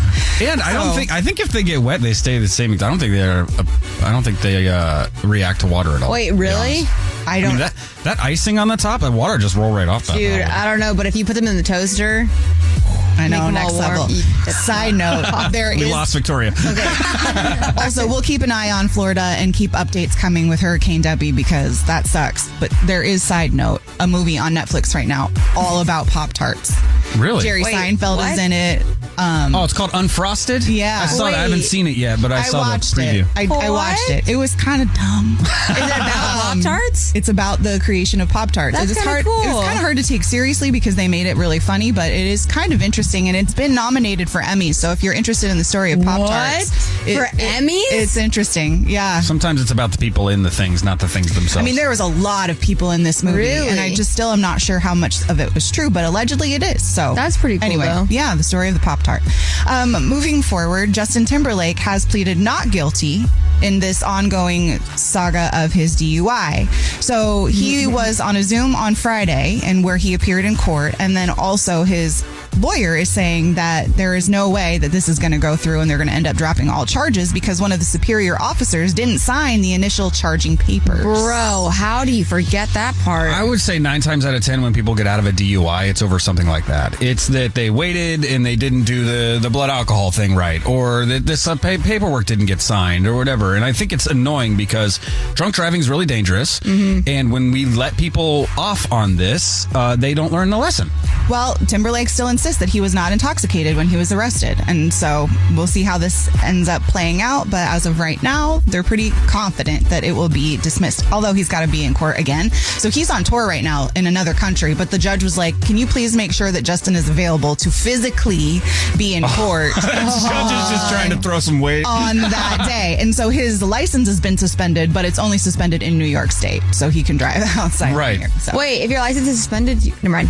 You don't have a federal driver's license, right? So it's just state by state, technically. Interesting. Yeah, so like, ooh. Yeah, so you could just go to any other state and be like, I drive here, ha. Yeah. Sometimes they're really nice to you about that. But anyway, okay. So have you known anybody, or are you somebody that has been named after a character on a TV show? Like one of the not so common ones? If you are, or you have, or you know someone, there's a chance it could present problems while trying to travel. There's a story of a woman who was devastated after her daughter, Khaleesi's passport was rejected because it was named after the character on Game of Thrones. Yes. They said that they believed it was trademarked. And so they needed a letter from Warner Brothers to be like, okay, this is not what it is. Turns out it was trademarked, but for things, not Yeah, that's not how you can be named whatever you want. Yeah, you can name me Kraft Macaroni and Cheese. It's still my name. Right. So not people's names. So you're correct in that. So this woman is telling the story and she's like, if I didn't post about this on social media, if I did not start telling the story, I don't think anybody would have resolved the issue. So they have since apologized to her. Her daughter did end up getting a passport, but not without this big brouhaha. So if you are someone or you know someone with a name like Khaleesi, know you have rights and you still get to be Khaleesi with the passport. It's so weird. Talk about a customs or TSA person being like, you can't come through here with that copywritten name. Is that shirt real? You got a real, I don't know, insert like Marvel character? Is that an official merchandise? What are you doing, dude? Trying not to get fined is probably what they were doing. But anyway, that's what's trending. How would you like to turn $5 into $2,000? I would love that. Love that as well. Me too. So if you have any $5 bills next to you, look at it, pull it out, and see what the serial number is. Because there are over 826 million $5 bills in circulation, but some of them are worth this $2,000. 1 in 11 million.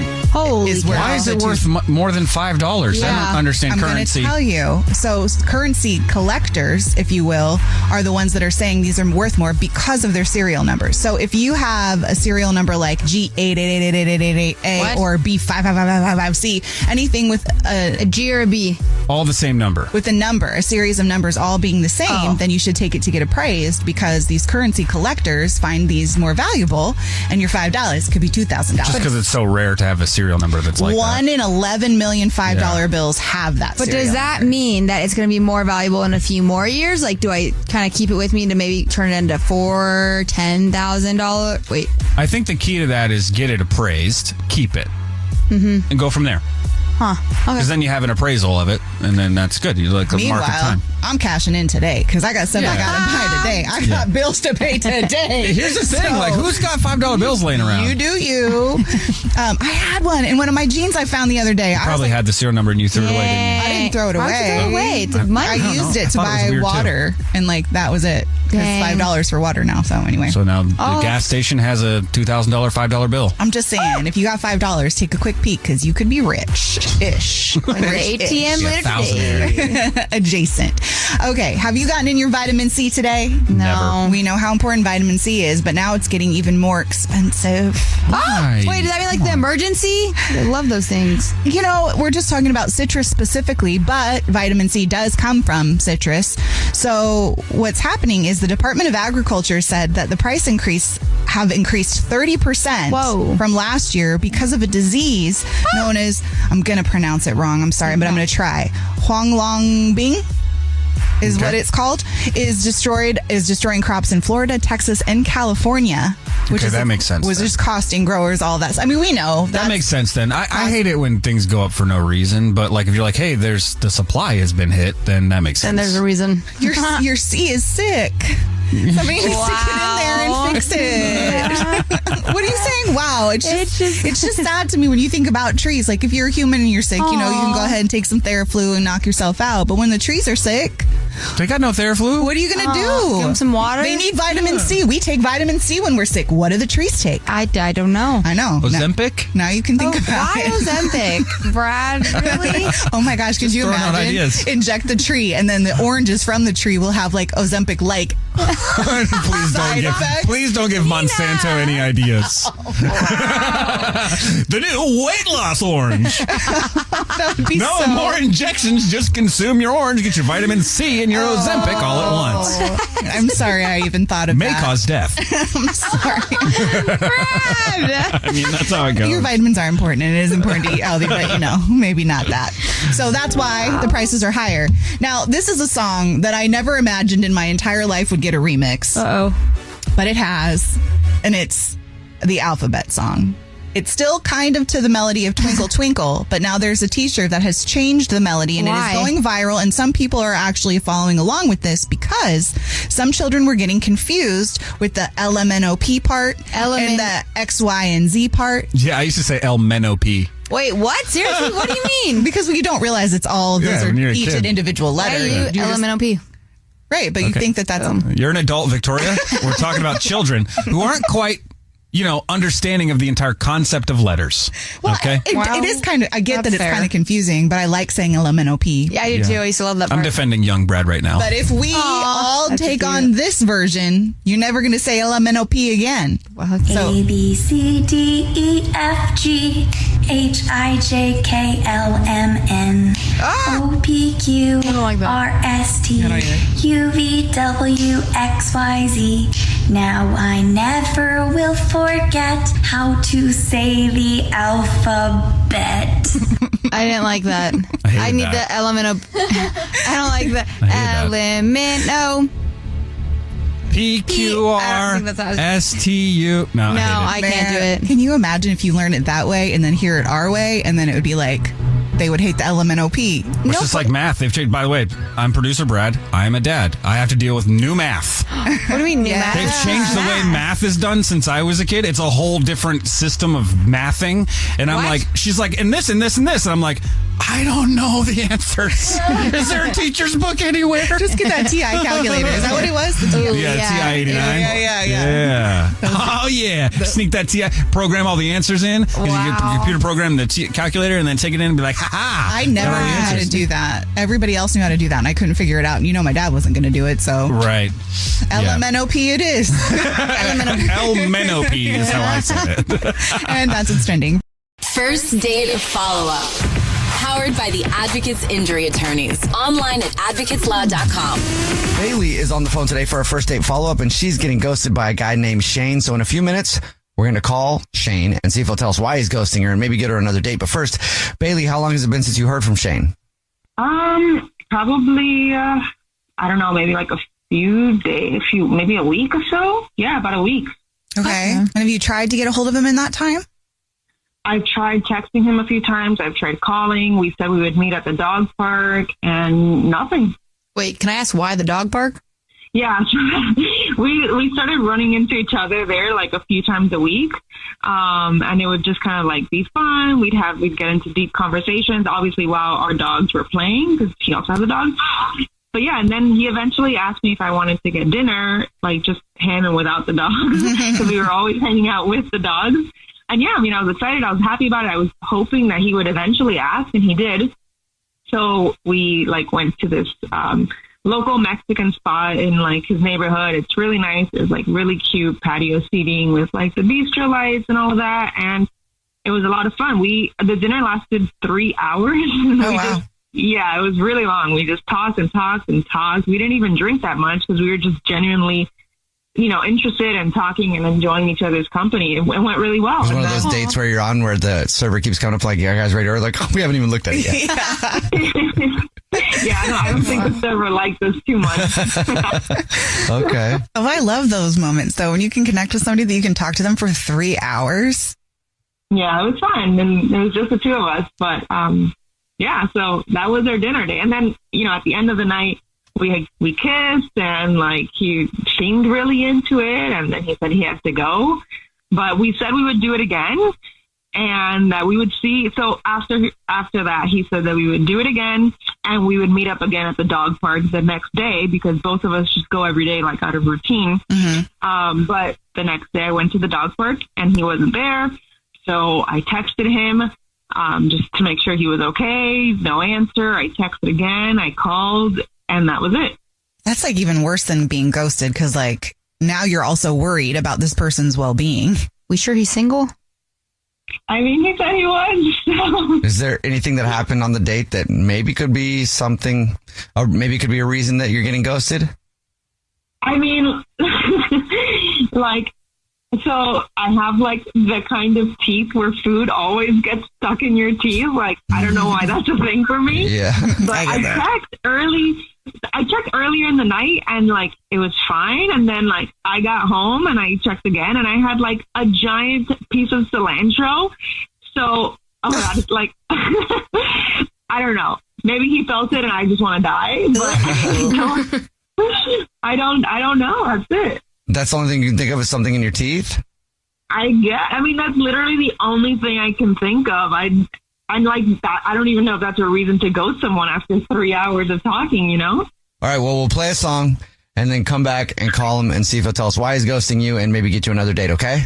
Okay. All right, we'll play a song, come back, and get your first date follow-up next. We're in the middle of today's first date follow-up. If you're just joining us, Bailey is on the phone, and she's getting ghosted by a guy named Shane, so we're about to call him and see if he'll tell us why he's ghosting her and maybe get her another date. But first, Bailey, why don't you recap your date with Shane real quick? Yeah, so Shane and I met at a dog park. We both have dogs. And after a few days of hanging out at the dog park, we went to like a local Mexican restaurant. We had a lot of fun. The dinner actually lasted 3 hours. We didn't even drink because we were so into talking to each other. It was wonderful. And then at the end, we had a nice, beautiful, passionate kiss. And we agreed that we'd meet the next day at the dog park. He didn't show up. I texted, I called, nothing. So I don't know. Okay. Are you ready for us to call him? Yeah, let's do it. All right, here we go.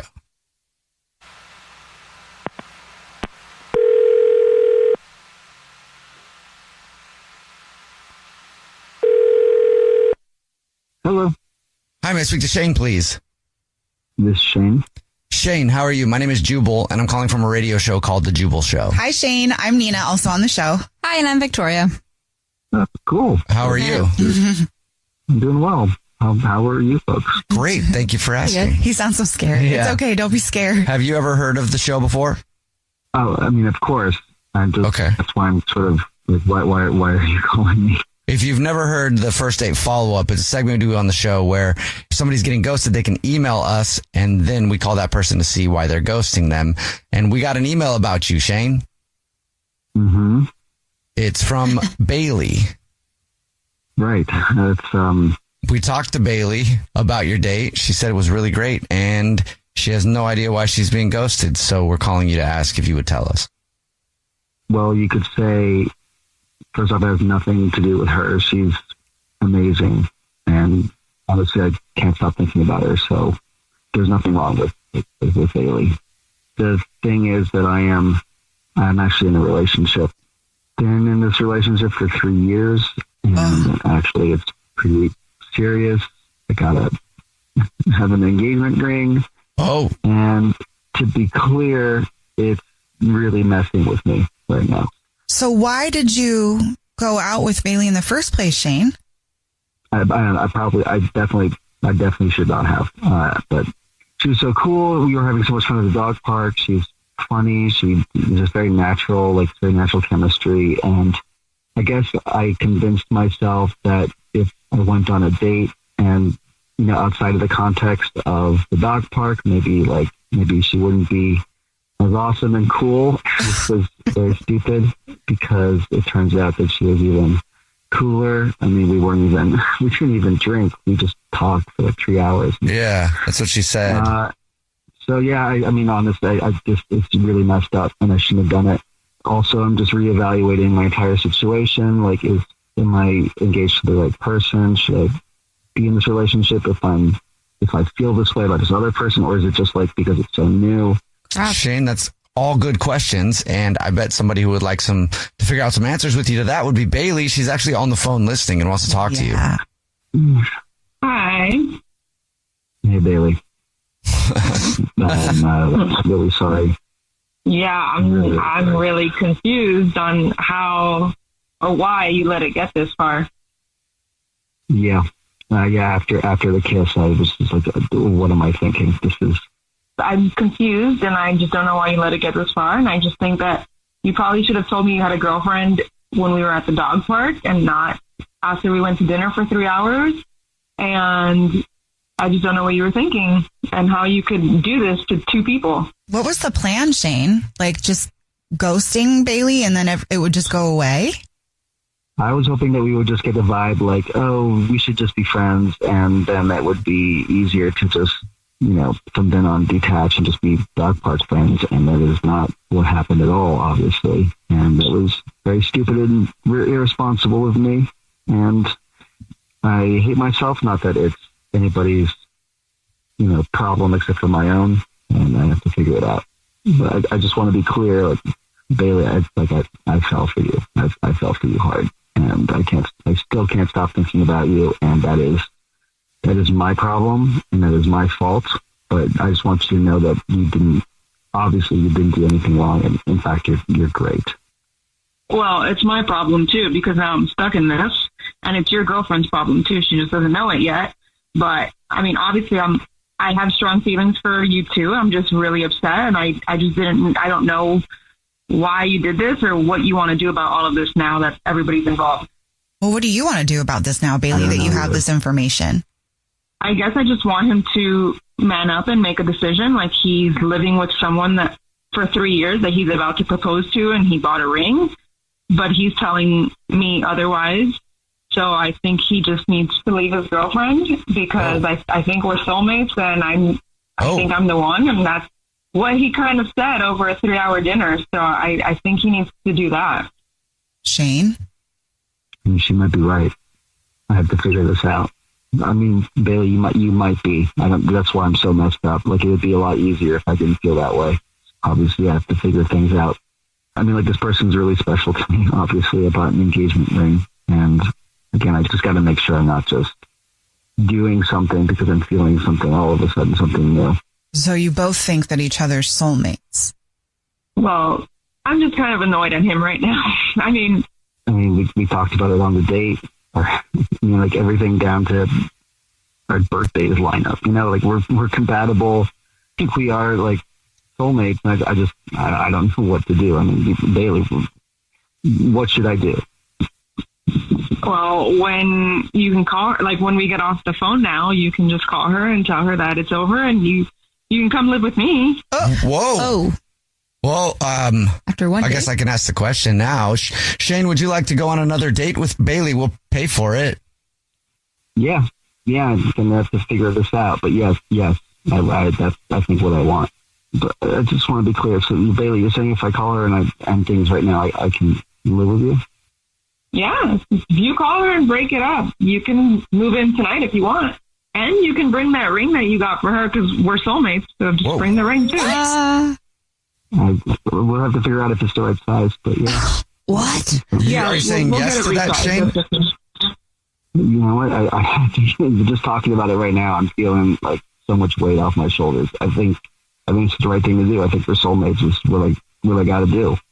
Okay, well, congratulations, Bailey. You got another date and maybe a fiance out of it. Yeah. And we'll pay for a second date, but not the wedding. That escalated really fast. Yeah. All right, thanks, guys. And Shane, if make that phone call. And yeah, I love you. Oh, wow. I love you too. Okay. Jubal's first date follow-up. Chelsea's on the phone today for To Catch a Cheater, and she thinks that her husband of a year named Fabian might be cheating on her. So in a second, we'll see if we can catch him. But first, Chelsea, tell us what's going on. Why do you think Fabian's cheating? So I typically would never think he would cheat on me, but 2 weeks ago something happened that has just made me question everything. Just a little shady. So at 2 a.m, I got a phone alert on my, like the Ring camera. Yeah. And that someone was out at the front door. And I didn't recognize the person, but she was clearly drunk, just really drunk, and could barely stand up straight. I kind of nudged Fabian awake and I showed him the feed, and he looked panicked and ran downstairs.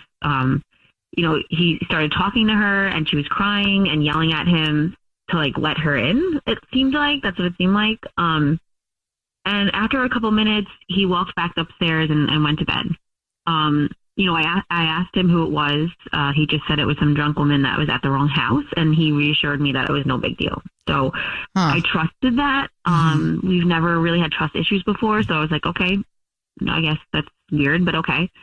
But something was just irking me about it, so I kind of wouldn't let it go. And then the day after that, I looked at the Ring camera again, and I saw that there was the weird drunk girl back. And the next day, and Fabian came to the door and greeted her, and they talked for a few minutes, and he gave her something, and then she left. So now I'm just wondering, who is this girl?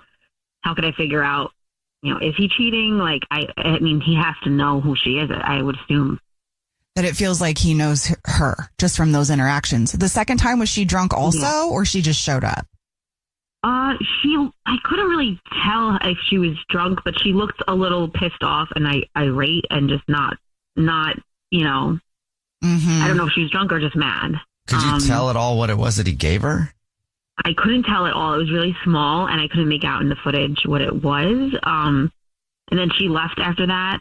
And I don't know. I haven't told him that I know about this footage. Did you listen to the audio from the camera? No, unfortunately, mine doesn't have the audio. It's just the basic camera function. So you just get to see it. Yeah, you can't hear anything. I wish, because then I might have some answers. Yeah. So when she left that second time after he gave her something, did she look like still angry or kind of more at peace? She looked more relieved, once whatever he gave her something, whatever it is he gave her. I just can't tell. I mean, I really never thought he would cheat on me. We have a very open and honest relationship. We talk about everything and we're really good friends. So just never thought he would cheat on me. So now I'm just wondering who this girl is. I would love for him to explain himself to me. Mm-hmm. Yeah. Outside of that, has he been acting different towards you? I mean, seeing her is very alarming. Yeah, I haven't really noticed a difference. It was just this weird thing and I can't shake it. It's driving me crazy. I want to know what's going on and who she is, and do I have anything to worry about? Who's the weird drunk girl? And you haven't asked him about the second time she showed up? No, I haven't even told him I know about it. I didn't really know how to confront it. I'm not very confrontational, so I thought you guys can kind of ease the confrontation and kind of help me maybe a little bit. Yeah, for sure. Well, you already told us what grocery store he's a rewards card member at, so we'll do the usual. We'll call and pretend to be from the grocery store and say that every single month we choose one lucky rewards member who gets free flowers from our floral department, and we'll see if he sends those to you or to somebody else, okay? Okay. All right, we'll play a song, come back, and get your To Catch a Cheater next. It's time to catch a cheater. Only on the Jubal Show. Right in the middle of To Catch a Cheater, and if you're just joining us, Chelsea is on the phone, and she thinks that her husband of a year named Fabian might be cheating on her. And we're about to call him and pretend to be from the grocery store that he's a rewards card member at, and say that every single month we choose one lucky rewards member who gets free flowers delivered from our floral department, and we'll see if he sends those to his wife, Chelsea, or to somebody else. And we'll see if we can catch him cheating. Before we do that, though, Chelsea, why don't you catch us up on your situation? Yeah, so we have been together for 4 years, living together for a few years. I'm married for a year now, and we've never had issues like this before, or any trust issues. But yeah, I saw in the Ring camera that there was a really drunk girl one night at 2:00 in the morning, and she came back the next day, and they had a small interaction. And obviously he knows this girl. I don't know if it's someone he's seeing or who she is or what the deal is, but I really need to know. Okay. You ready for us to try and see if we can figure it out? Yes, please. All right, here we go.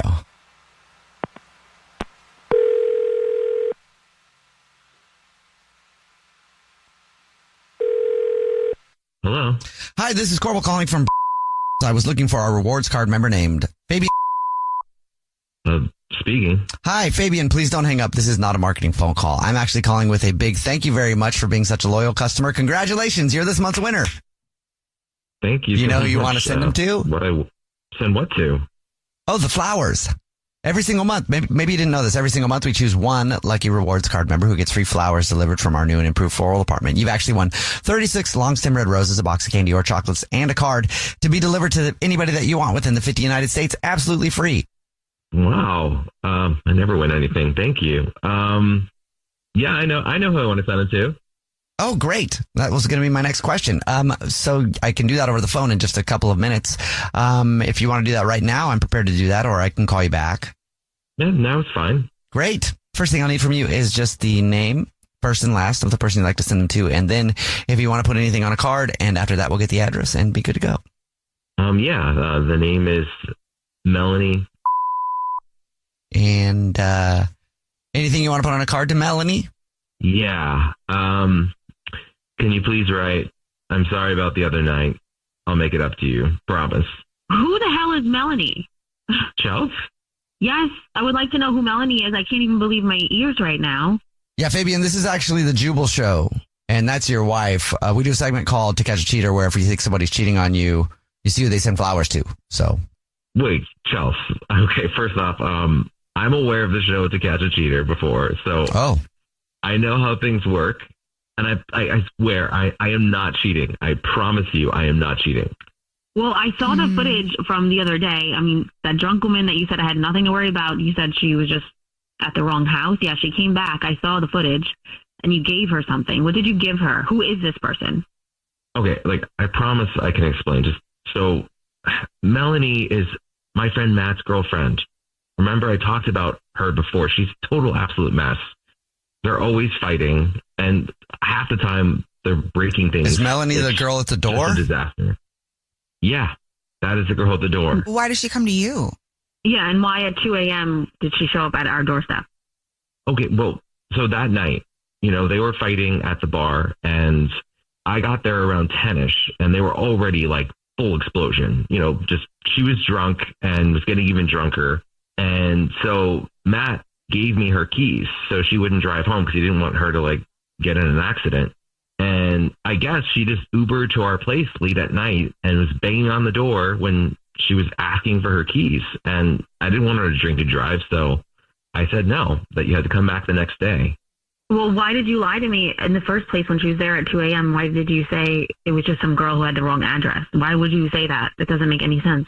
Hey, it was 2 a.m. I was half asleep, and I didn't want to get into the whole thing right then. I swear there's nothing going on between me and this woman. I literally just wanted to have this solution to get this out of the way and keep you out of it because I felt like they're so messy. I just didn't want the mess to go into us. I don't know, Fabian. I'm not buying this. It sounds really fishy and sketchy. Something isn't adding up here. Why would you give Melanie those roses? Please. And then you wrote a note. I'll make it up to you. I promise. What is that about? How could you do this to me?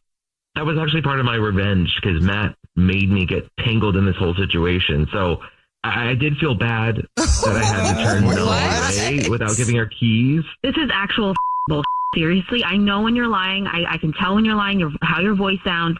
I know you are not being honest with me right now. No, you have to tell me the truth. What is actually going on here? Seriously, because I'm at my wit's end now. Okay. It didn't mean anything, okay? I'm sorry. What? It didn't mean anything. What are you talking about? It was an accident. How do you accidentally... What was an accident? What did you do? Tell me. Like I said, we should talk later. We're not talking later. You can get us out right now. You can tell me what happened because obviously something happened. You obviously cheated on me. That's what happened here. I knew I should trust my instincts. Okay. We were drunk and now she thinks she loves me. What? Drunk doing what? What are you talking about? You guys were drunk, so did you guys hook up? When did you hook up? That night? The first night that she was there for 2 a.m.? What did you give her? Was it really her keys? No, it was... What are you talking about? You need to tell me details. We've only been married for a year. Are you serious right now? Imagine how I feel. I never thought I would do that to you. Wow. You want pity right now for cheating on me? Are you serious? How could you do this? I don't understand. I thought we had such a good honest relationship. I never would have pictured this ever happening, and I just couldn't shake it. I thought something was weird about this girl. It just didn't feel right to me. What did you guys do? Where did you hook up? Is this your friend's girlfriend and you're hooking up with your friend's girlfriend? Is this real right now, or is this some random girl? Do you really want all the details? Do you really want all the details? Yeah, I want the right details. now? I deserve to know. It happened a month ago. It's been going on every Sunday. What? Whoa. Are you serious? You told me you were hanging out with the guys on Sunday. I know. And I was with Matt, but then when he passed out, Melly and I would peel away. Oh my God, this is so messy. You're insane. I can't believe that you would do this to me. I can't. I mean, I think we can get past this, right? No, we cannot get past this. This is like way too much. I never would have expected this to happen. We can't. You We're want to done. throw away our 4 years together over? You over threw one away stupid our mistake? 4 years together. You threw away this marriage. You threw that away, not me. On some stupid girl who can't even stand up straight half the time. I don't even know what the 2 times she was half drunk. I don't know. Yeah, I know she's a mess, but I'm a mess too sometimes. I guess messes attract each other. I'm not going to love this mess anymore. A guy makes one mistake and it's all over? One mistake? That is not one mistake. That's several mistakes. And the fact that you sent her flowers and, like, have fun with it then. You threw away this marriage. Don't blame that on me. I'm hanging up on him. I'm can't listen to another little bit of that. No. Chelsea, I'm so sorry. Dude, I feel like this is the best thing that could have ever happened to you, Chelsea. This guy is like full blown pathological gaslighting machine. Yeah, I definitely feel like I was, I don't know, scammed. I mean, I guess you have to trust your instincts